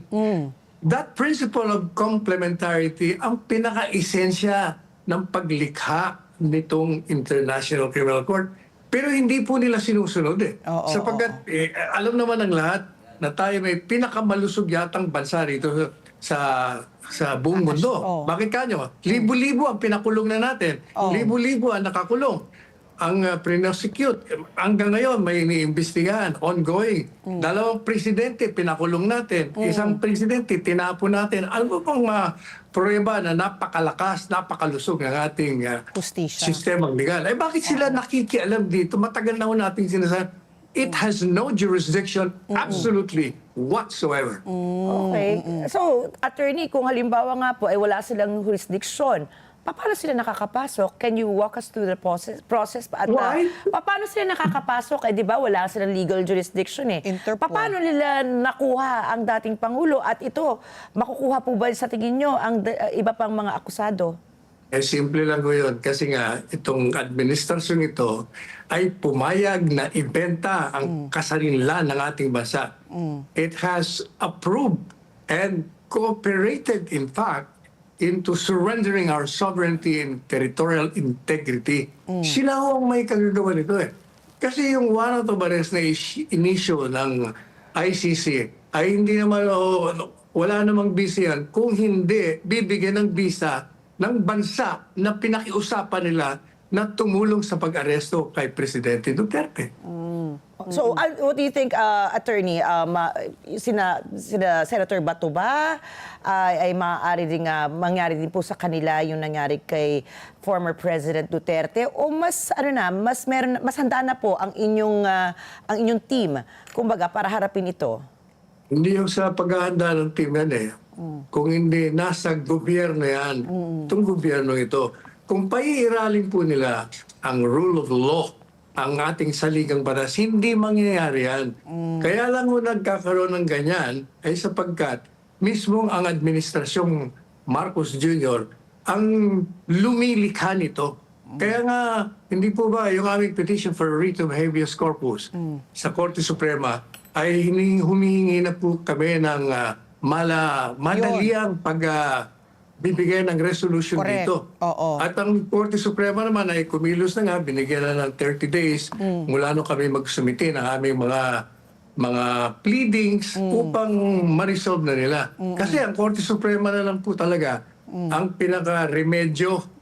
Walang ibang magbibigay ng remedyo nito kundi ang Korte Suprema. Hinihingi po namin na ideklara nila na illegal ang ginawa ng mga opisyalis ng administrasyon at bigyan nila ng kautusan ang administrasyon o ang gobyerno ito, ang mga opisyalis, na ibalik si Presidente Duterte dito sa ating bansa matapos ideklarang illegal ang kanilang mga ginawa. Oo. So lumabas na ho ba ang Supreme Court ng desisyon tungkol po dito sa inapelan nyo po na sila po ay gumawa ng desisyon? Wala pa no? Hindi pa sila lumalabas?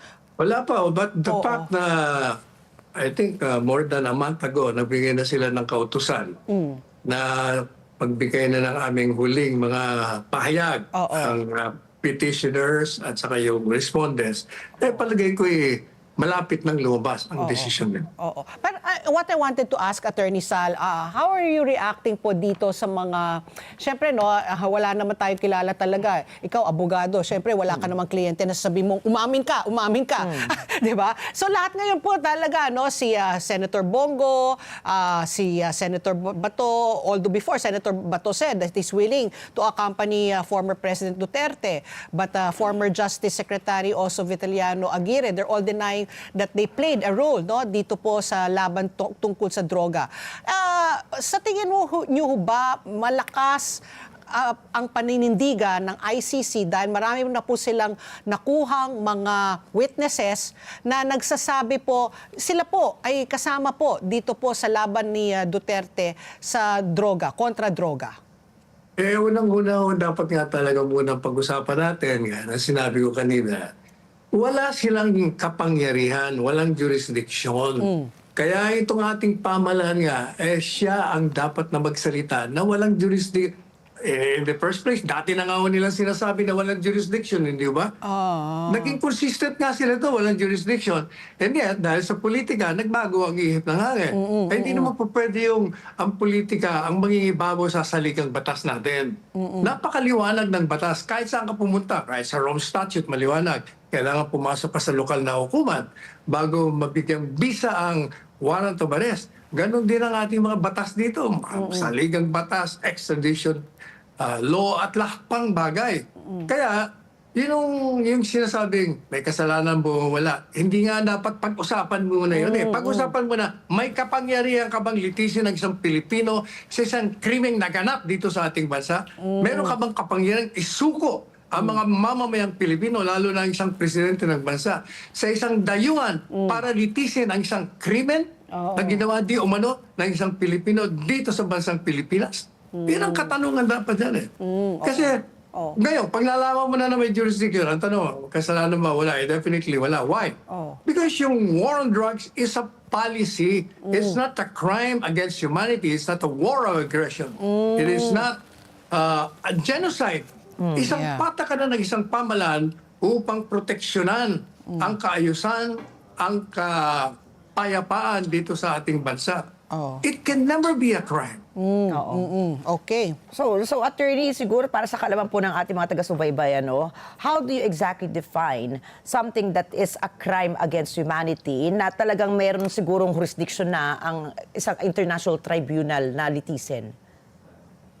Unang-una, di ba ang sinasabi nilang crime against humanity, yung ang pagpatay mo ay systematic nang walang kadahi-dahilan. Wala nga klarong-klaro nga na walang systematic na pagpaslang. Yung mga napaslang, matagal na pinaliliwanag. Na kaya napatay yun dahil sa patakaran yan, ang armadong sandatang Pilipinas, pati na yung mga law enforcement agencies, ay ginawa po nila ang kanilang tungkulin na sirain ang sindikato. At pag inaresto mo at sila ay ayaw magpasailalim sa kapangyarihan ng batas at sila ay lumaban, eh talaga may mapapatay ho dyan talaga. Hindi ho maiiwasan yan. Kasi ano naman gagawin nyo? Yung mga pulis, hahayaan ng barilin sila? Hindi naman po pwede mangyari. Pangalawa, tingnan po ninyo. Sinasabi nila na itong si Presidente Duterte ay nasa likod ng pagpaslang. Eh, bakit hanggang ngayon 3 taon na nakakaraan mula nung ito ay hindi na presidente, bumaba na, eh bakit walang kaso? Walang kasong isinasampa sa kanya. Matagal niya na akong hinahamon ng administrasyong ito. Napailan niyo na ako ng kaso. Eh wala ako naman pinapile. Ano sagot? Ang Department of Justice. Wala daw silang may file na kaso kasi walang ebidensya. Sus Mariosep. Wala, ibig sabihin, walang krimen na ganap. Kung wala kang ebidensya, how can you even say that there is such a crime? Pero Attorney Sal, ayan na, February 23, ang first confirmation sa pre-trial hearing po ni former President Duterte. At di ba, there were even talks, VP Sara was saying baka palitan kasi parang nadidismaya sila sa yung nangyayari, no? Kaya Attorney Kaufman, lahat ng mga gusto niya parang hindi sinusunod. What do you think now will happen po? Kasi tuloy na yung pre-trial, yung confirmation sa pre-trial of charges. Eh, ang tingin ko dyan, kung papalitan, talagang magkakaroon ng delay. Ang nakikita ko dyan, kung may pumasok na bagong abogado, either itong si Kaufman ay pumayag at i-welcome yung abogadong darating. O kung isa man o dalawa, or siya'y magbibitiw sa tungkulin. Kasi ang isang abogado na nandiyan sa isang kaso, pag may pumasok after a year na ikaw ay handling the case, ibig sabihin, wala nang tiwala sa'yo ang iyong kliyente. Kaya it behooves you na mag-resign ka na dyan. Now, kasi ang tingin ko dyan, gaya ng sinabi ko sa tingin ko bilang abogado, mali ang naging strategy ng depensa. Kung matatanda nyo, pinaka-main defense niya ay sinasabi niya, wala kayong jurisdiction kasi umaklas na kami. Eh sabi ko, yung depensang yan, pangatlo lang yan sa dapat mong gawin. Ang pinaka-number 1 defense mo dyan, wala silang jurisdiction simply because they are not following the Rome Statute itself. Kasi sinasabi ng Rome Statute, kung wala kang kakayahan bilang isang bansa na usigin ng mga kriminal, papasok kami. Kung may kakayahan ka man, ayaw mong gawin kasi kayo yun. Ang dali sabi, yun ang principle of complementarity tinatawag. Yun ang pinaka-essential. That's the reason. Deter ng paglika. Kaya alam niyo po ba kung bakit nilika ang ICC? Kasi yung maraming bansa ang nag-alala dahil may nangyari na sa kanila na meron sing mga namamahala sa bansa nila na gumagawa ng ganong krimen. Yung genocide, crime against humanity, and war of aggression. Pero hindi nila usig sapagkat mismo yung mga taong may hawak ng kapangyarihan. Kaya nag-usap-usap yung mga yan, dapat hindi mangyari sa atin yan. Lumikha tayo ngayon ng isang agreement among us kung saan isusuko natin panandalian, panandalian lamang ang ating sovereignty para magkaroon tayo ng remedyo dito sa mga ganitong kalulupik, mga walang hiya, mga kriminal na ito. Kaya nag-agree sila. But meron ng kondisyon sila. Ang sabi nila, pwede lang yan kung wala kaming kakayahan o kung may kakayahan kami, ayaw nang gawin. That's the only reason why they can come in the International Criminal Court. Ay hindi nga nila ginagawa. Tingnan nyo, hindi ba may reputasyon ang ICC? Pati hindi miyembrong bansa, Russia, US, anong ginawa? Israel, Nag-issue ng warrant of arrest against Putin. Nag-issue ng warrant of arrest. Netanyahu, correct. Hindi naman sila mga miyembro. Tapos yung mga Amerikanong opisyalis, inaharas nila. Ano. O kaya hindi ba, nagagaling nga sila, tinanggalan nila ng mga benepisyo, pre-notice analysis ng mga opisyalis nila, makikita natin na the ICC has lost its reason for being to prosecute criminals. Correct. Kaya yan ho dapat from the very beginning yan ang sinasabi natin. You focus on the lack of jurisdiction.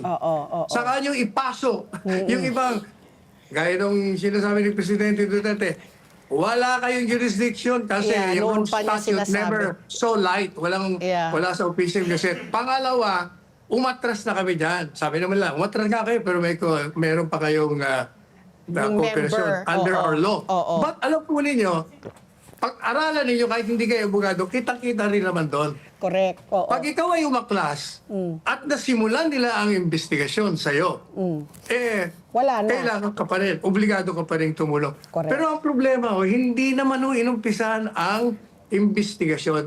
They started it after almost 2 years. Yeah. Nung umaklas saka sila pumasok, meron nung prescriptive period na 1 year. Sabi na, hindi, nag-imbestiga kami. Alam po ninyo, dahil nga gusto nilang i-justify existence, yung pong investigasyon na ginawa nila, ayun ang tinatawag na preliminary examination to determine whether or not it has jurisdiction over Duterte or over this country. Okay. Yun ang una mo kasing titingnan. May jurisdiction ba tayo dyan? Sige po. Oo. Nga, Attorney Sal, you're so passionate. I'm sure gigil na gigil ka talaga. But we have to let you go. Our next guest is here. But after February 23, after the first confirmation of charges ng pre-trial chamber, you will come back para po, we will ask for your reaction po kung paano po nangyari. Nabalita ko, live stream po daw. So, mapapanood po Naka-attend yan. po tayo doon. Attend ka. tayo ng Sige. para Sige makita po. natin kung ano nangyayari doon. Sige po. Balitaan niyo kami, attorney, Babalik po kayo, Attorney Sal. Maraming salamat po. Kalma na po. Salamat. Happy New Year po. Happy Chinese New Year. Kung hey Fat Choy. At ang oras po, alas 9:34 na po. Samantala, muli pong binuksan sa publiko ang Likha Filipino sa Rojas Boulevard sa Pasay City bilang isang lugar para sa mga gawa at produktong Filipino. Alamin natin kung ano-ano ang makikita rito. Kasama ko mismo sa mga bumisita. Namasyal na naman ako. Dito sa ASPN po, talagang pasyal po tayo ng pasyal. Kaya panoorin po natin to.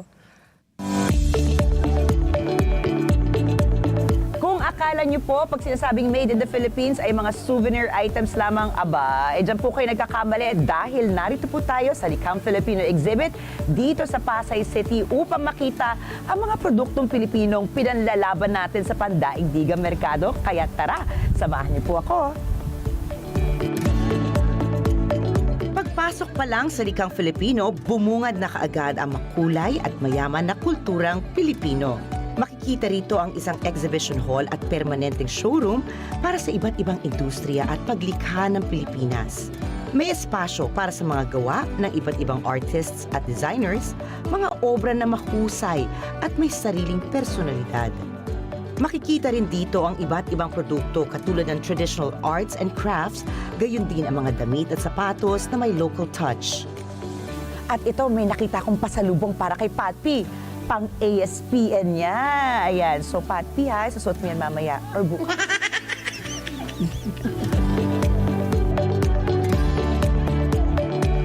Diba? Hindi lang pambabae. Tignan nyo, ang kakaibang mga barong para naman sa ating mga kalalakihan na modern na siya dahil pwede na para sa malamig na panahon.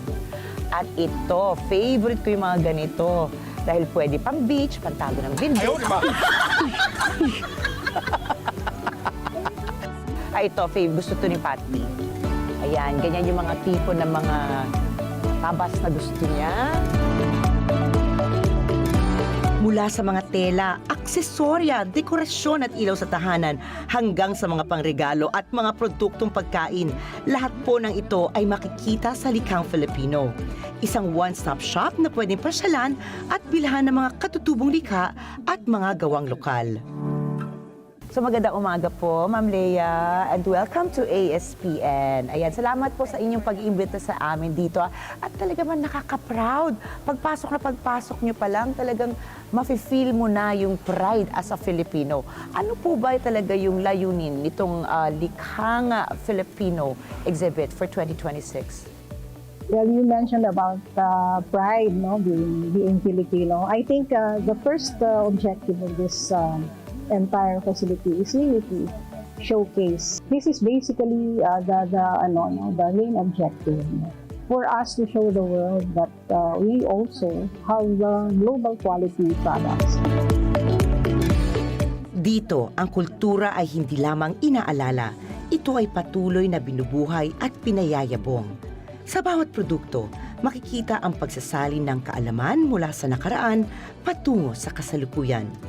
Isang lugar na handog ay mga produkto at serbisyong Pilipino na pwedeng ipagmalaki sa pandaigdigang pamilihan. I'd like to invite all of the public, no, the public to come and see the range of products that we have here. Talaga namang mamamangha sila sa dami ng produkto at saka sa kagaganda ng quality ng gawa ng ating mga artisans. And many of the products that you will see here are not actually available in ordinary stores. Opisyal na inilunsad ang Likhang Filipino noong January 15, 2026 sa Pasay City bilang isang year-round destinasyon para sa tunay at dekalidad na produktong gawang Pilipino. Ngunit alam nyo ba na noong 1979 sa ilalim pa ng pamumuno ni dating First Lady Imelda Marcos, itinatag ang unang bersyon ng lugar bilang Philtrade Center. Ano po ba yung long-term vision natin for the exhibit? Kasi alam naman natin na syempre in preparation din po ito sa pag-host natin sa ASEAN. Pero sana naman hindi naman maudlot na halimbawa pagkatapos ng administrasyong ito, mawawala na naman po. Ano po ba ang inyong long-term vision para dito? We hope that it's going to be sustainable, no? Kasi dito naman we made sure that it will be part already of the annual appropriation per item, no? Tuloy pa rin itong proyekto na to. Kasi sayang naman, no? Sayang naman yung ano. At saka, halos lahat ng ating mga kapitbahay sa ASEAN, meron ng mga ganito eh. So tayo na lang yung medyo, nahuhuli. No? Sa Likhang Filipino, bawat likha ay may kwento. At bawat kwento ay sumasalamin sa puso, talento at diwa ng mga Pilipino. Kailangan po lamang tuklasin at bigyan ng pagkakataon upang mas lalo nating makita at ipagmalaki ang ganda ng gawang Pinoy. And brandishing guns. Okay. At ang oras, alas 9:40 in punto na po at live. I will have to speak English here because otherwise our guests might not understand us. He's the very famous immigration lawyer, Attorney Michael Garfinkel. Good morning, Attorney Michael, and welcome to the show. This is your second time but first time live in our studio. Yep. Magandang umaga. Wow. And Magandang I will umaga. also say Happy New Year. Happy New Chinese Year, New Year. Chinese New Year. Yeah. Exactly. We're trilingual No here, traffic to get here. Yes, thank you very much Okay. for coming, dropping by. You know, your visit is very timely because a lot of Filipinos, a lot of them, millions of them who live in the U.S. are, scared of what's happening now, the Yeah. crackdown of Donald Trump for illegal immigrants, illegal aliens, not just illegal aliens. So maybe, Attorney Michael, you can allay the fears of the people who are watching us now. What should they be aware of? What should they not fear? Please tell us. Okay. I have seen a lot of fear and prayer for your family members in the U.S. But what I would say to them is there can always be pag-asa. Pag-asa, hope. Especially if they are tago na tago. But among the fear, I even have U.S. citizens making appointments or consultations with me saying, I'm afraid to take a trip outside the U.S. But, Yeah. as long as you got your papeles legally and you haven't committed any crimes, everything should be fine. But there are also ways for your family members in the U.S. to find ways to legalize themselves or maybe you here in the Philippines to immigrate there. So let's take Okay. one issue at a time. Okay, sure. The tago ng tago, the TNTs, those who are in the U.S. illegally, tago ng tago because they're hiding and hiding because they're afraid, the ICE agents will capture them and deport them to the Philippines. What do you recommend for these Filipinos who are there in the U.S. na nagtatago ng tago? Okay, so I'm going to start, and I would say, first of all, you may want to consult with an attorney. Just like if you have an ailment, you go see a doctor, you see an attorney, because an attorney can look at your situation and see if there are possible options. Some of the options may be family petition or even an employer petition. If they are tago na tago, they may have problems getting their papeles in the U.S. That's one of the penalties. Unless marriage to a U.S. citizen, they would have to come back here at the embassy, but they could be subject to a 10-year bar. There are waivers for that. Yeah. If I can give a piece of advice to your audience here in the Philippines, something for them to think about. Okay, if you have a family member in the U.S. and they're tago ng tago, and they went to the U.S. to find a way to bring you to the U.S., but because they're tago ng tago, they cannot find a way. Why not have that family member in the U.S., let's say, find an employer for you and have that employer petition you from the Philippines to the U.S.? This way, at least the family can be reunited. If the one in the U.S. cannot find a way to legalize themselves, legalize the spouse ones left here, here. and then they go over to the U.S. By getting an employer sponsorship. Employer sponsorship, that takes about, let's say, 4 years, which is a lot faster than a lot of family petitions. It can be college, it can even be unskilled caregivers or housekeepers. I've had, let's say, you have a tita in the U.S. has a 6-bed board and care facility, and they need caregivers. And there's a niece in the Philippines. Have the tita over there petition them and come there. Or elderly parents in the U.S. petition a family member here. Family can petition family for an employment-based green card. Sure, but family can petition family. But in the case that Pat P was saying, tago ng tago, they're not even legal. So how can they, petition somebody else to be legal when they themselves are not legal because they're TNT? Well, not necessarily the tago ng tago is the one petitioning, but the tago ng tago finds an employer who will petition. And then the TNT will remain as TNT. Correct, until, let's perhaps 5 years later, this one becomes a citizen. Because there's special rules. If a U.S. citizen petitions like a spouse or a parent or a minor child, in many cases, the tago ng tago can get their papeles in the U.S. What's the batting average, Attorney Michael? I mean, realistically, those who have been in the U.S., tago ng tago, how many % of them eventually get to legalize their stay there? It depends if they have the ability, according to the law, to find ways to legalize their status. I'll give you a couple of things. There was a law expired April 30, 2001. It was called 245I. If they had been petitioned before that date, they could get their papeles in the U.S. Amnesty.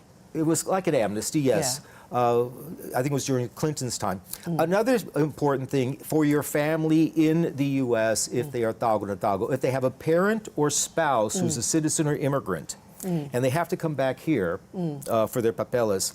Here in the Philippines. Yes, here. It's hard for me when I'm most of the time in the U.S., and so when I say here, there, am I U.S., am I the Philippines? And it gets confusing for me, so I'm trying to get used to it. So, if they're tago na tago, they ordinarily, unless being petitioned by a citizen, they have to come back here. But if they leave the U.S., they're subject to a 10-year bar. However, there is a waiver or forgiveness of the 10-year bar if they have a spouse or parent who's a citizen or immigrant. And we do that a lot. It is called provisional waiver. So I hope your audience here has their papel and lapis and they're writing it all down so that they can start texting or FaceTiming the relative in the U.S. To give them tips. To find out. Okay. Okay.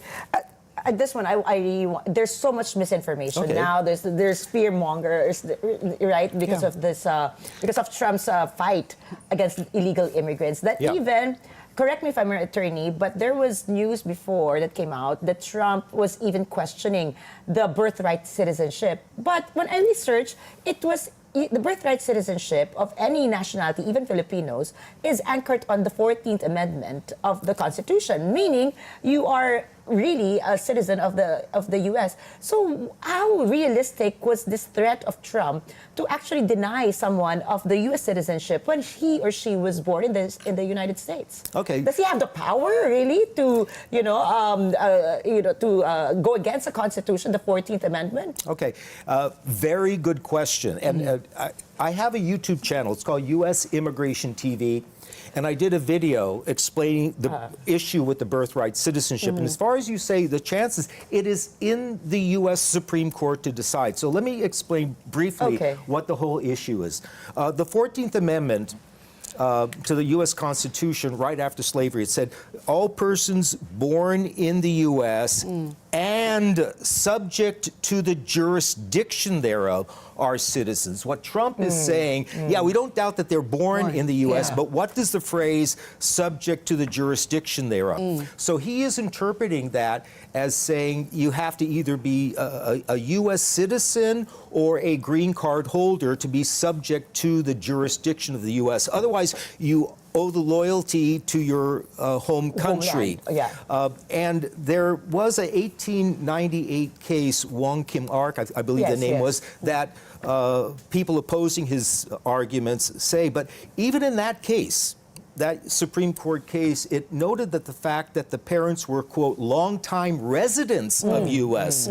So there could be some argument. I mean, it's not a totally meritless argument that he is making, but what he is saying is that you cannot have people sneaking across the border in labor and giving birth, and here I got my coming, or birth tourism. That was popular before, but instead, born in the U.S., but your parents have to be subject to the jurisdiction of the U.S. by either being a citizen or immigrant. And that is that's at the U.S. Supreme Court now. All right, so you're saying that Trump may have found a loophole. We'll see how the U.S. Supreme Court rules. Decide, I mean, they're going to have to go way back to the 1860s to see what the intent was behind the 14th Amendment and that particular phrase. But for now, attorney, the U.S. citizens there who were born there, they don't have anything to worry about. The Filipinos who were born there. Are you saying that they have nothing to worry about? No, if you were born and your parents were Tago na Tago and you're born in the U.S., you're still a U.S. citizen. In fact, I think the executive order, even if it would take effect, was only supposed to be from, let's say, January 2025, but not going back all the way So forever. speaking of citizens like that, a lot of Filipinos enjoy dual citizenship. And a lot of them also now are afraid that they might have to give up one or the other, either their Filipino citizenship or their American citizenship. What do you recommend for those who are enjoying now dual citizenship? Dual citizenship is still allowed in the U.S. So don't give up anything, for now. There was proposals, you got to pick one or the other. But I would say for now, since it's long time been recognized, dual citizenship is allowed. And I even think that for those of you who are not Filipinos, I believe also non-Filipinos can own like condos in the U.S. In the Philippines, right? You can't own dirt, but you can own a condo, a space in the sky. That's correct. And that's for a lot of you who are married to Americans and you want to retire to the Philippines. And they can own So property. for those who are enjoying dual citizenship, nothing to worry about, nothing to be afraid of. Not yet. Not yet. No. Not yet. But is there a move in the Trump administration? There was a proposal. And that's the thing about proposals. There are immigration proposals all the time.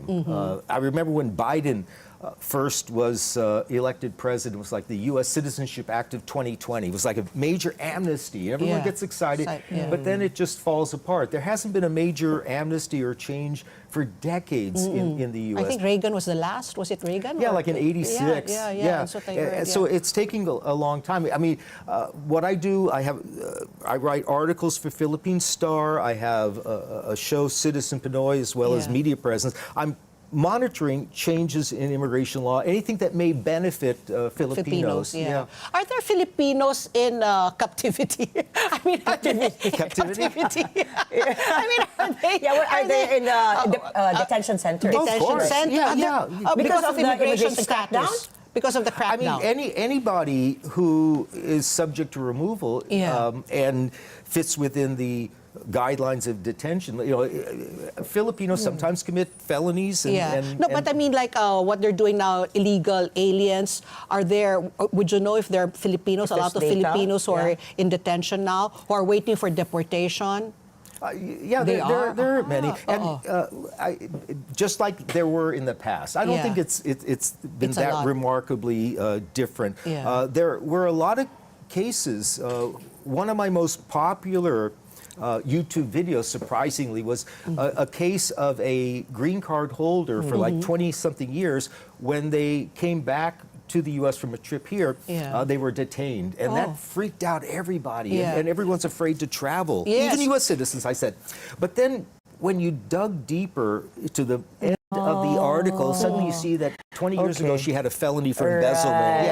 So don't accept the headline of a story. Right. Dig deeper to find out the Yeah. reason why. But how are they welcoming Filipino tourists to the U.S.? Is it now stricter? I mean, if you're there, Or is the visa to get to be a tourist? to Is it get harder the tourist to get now? visa also? Is it harder now entering the U.S. now? Are they going to be subject to more scrutiny? Are you going to be in the second row or whatever? Secondary, yeah. So how is it now if you're entering the U.S.? I think it's always been a challenge for Filipinos either applying for visitor visas or coming to the U.S. And here's the basic thing about the visitor visa. It's not so important why a person wants to go to the U.S. What a consul is looking at is, do they really have a strong reason to come back to the Philippines? Yeah, Do they yeah. have roots, ties, and connections here? So that's why you might have somebody coming from Forest Park or Dasmas Yeah. wanting to go to Disneyland. They'll get the visitor visa. Somebody else, a jeepney driver, Yeah. wants to attend a funeral. They're not going to get the visa because they may not have the strong roots, ties, or connection. Also, when entering the U.S., even though you might have your 10-year multiple visa in your passport, if the officer has like the vibes that, wait, this person doesn't look like they're going to go back, or Yeah. they open the luggage and there's the diplomas and the job, that's not a visit, Okay. right? That sort of thing. I thought you were going to say when they open the luggage and they see tuyo and tocino, they're Longanisa. Longanisa. Longanisa. No. Smuggling. No. No, Yeah, no. that just gets seized. But Yeah. when they see evidence of wanting to do Like more apply, than visit. employment, yeah. So May they have to be diploma pa careful. of talaga, that. no? Diploma, Kasi they have ba't to may show- diploma pa? For your school records.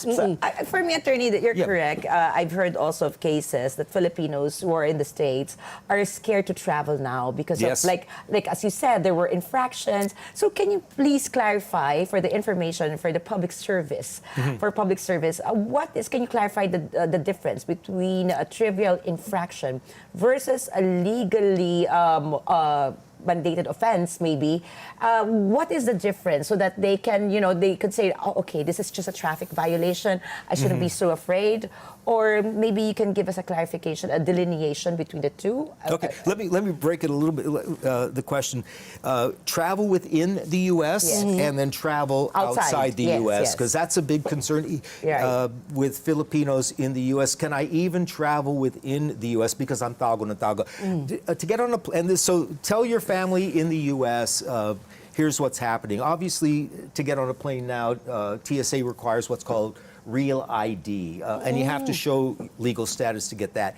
If you're not eligible for Real ID, presenting an unexpired Philippine passport is sufficient identification to TSA to get on a domestic flight, even if you're tago na tago.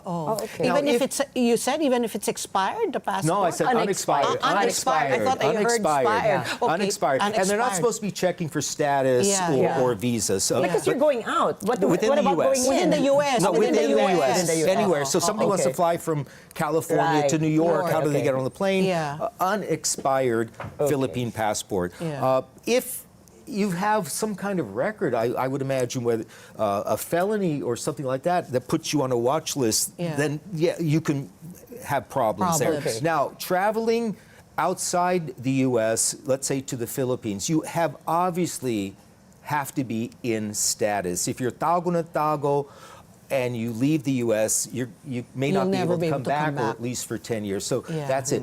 Even if you are a green card holder, if you have a felony or certain crimes in your past and you leave the U.S., I've seen many being caught at the airport, put in deportation because they have that criminal record. Now it's showing up in the computers. Customs and Border Protection is going through court records and they're checking and feeding it into the computers. If that pops up, you're going But to second. this doesn't include traffic violations. Well, it depends. You had a traffic violation, Yeah, I had that before. No. You can can come back.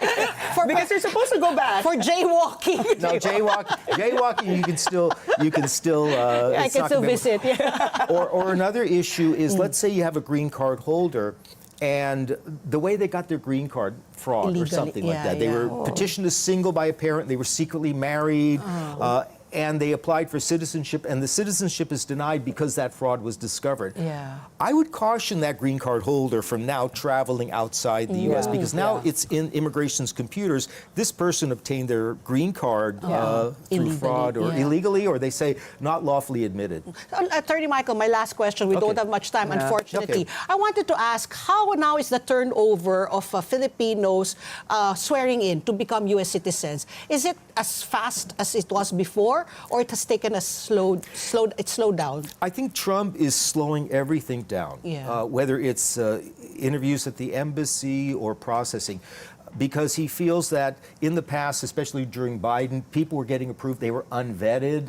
And also, very important, the U.S. immigration in the states, USCIS, as well as the U.S. Embassy, checks people's social media postings. So Right, if that's you're correct. right, That's so if you correct. start posting "I hate America" or "Death to It's a America," red flag already. Yeah. goodbye, you have because to be a lot careful of what you eligibility post. is. Based on your social media Yeah. posts Yes, also. they're looking at that now. So be careful if you're applying for immigration benefits, Yeah. what your Facebook or Instagram postings are like. And actually, the White House was very open about it. Karen Levitt even warned, we are watching your your social media. So they've been Be pretty careful. open about it. So say "I love America." I love America. I love imported. Here's your visa. Wear an NBA shirt or a jersey. Okay, wear a flag to the Attorney Michael, thank you so much for Salamat coming. po. It's very big. Thank you so much. Next time you I come back know. to the Philippines, you have to make a second guesting here. I If you have me, I'll many be my questions. pleasure and honor. Yes, of course. Maraming salamat po. And can I have a shout out to my go. sister-in-law, Cynthia, who's having a watch party. Oh, Hi, watch Cynthia. party. Hi, Cynthia. And to the loving wife of My Attorney asawa Michael. over there, yes. Millie. I scored Thank you, points Millie. with my asawa for With that your shout out. asawa. Yes. Thank you very much. At ang oras, alas 9:59 na. At syempre po, dito sa ESPN, mahalaga ang inyong palagay. Mahalagang bahagi yan ng paghahanap natin sa katotohanan. Kaya sa bawat isyu na papanahon, parte po kayo ng diskusyon. At tandaan, ang buhay ay hindi patagalan, kung hindi pasarapan. Kaya sulitin mo. Tawanin niyo ang problema. Let's laugh off our problems. Mag-food trip, gumala at gumawa ng masasayang alaala. Kaya tumutok ulit kayo dito bukas sa Ano sa palagay niyo? See you tomorrow. Happy Tuesday! Happy New Year!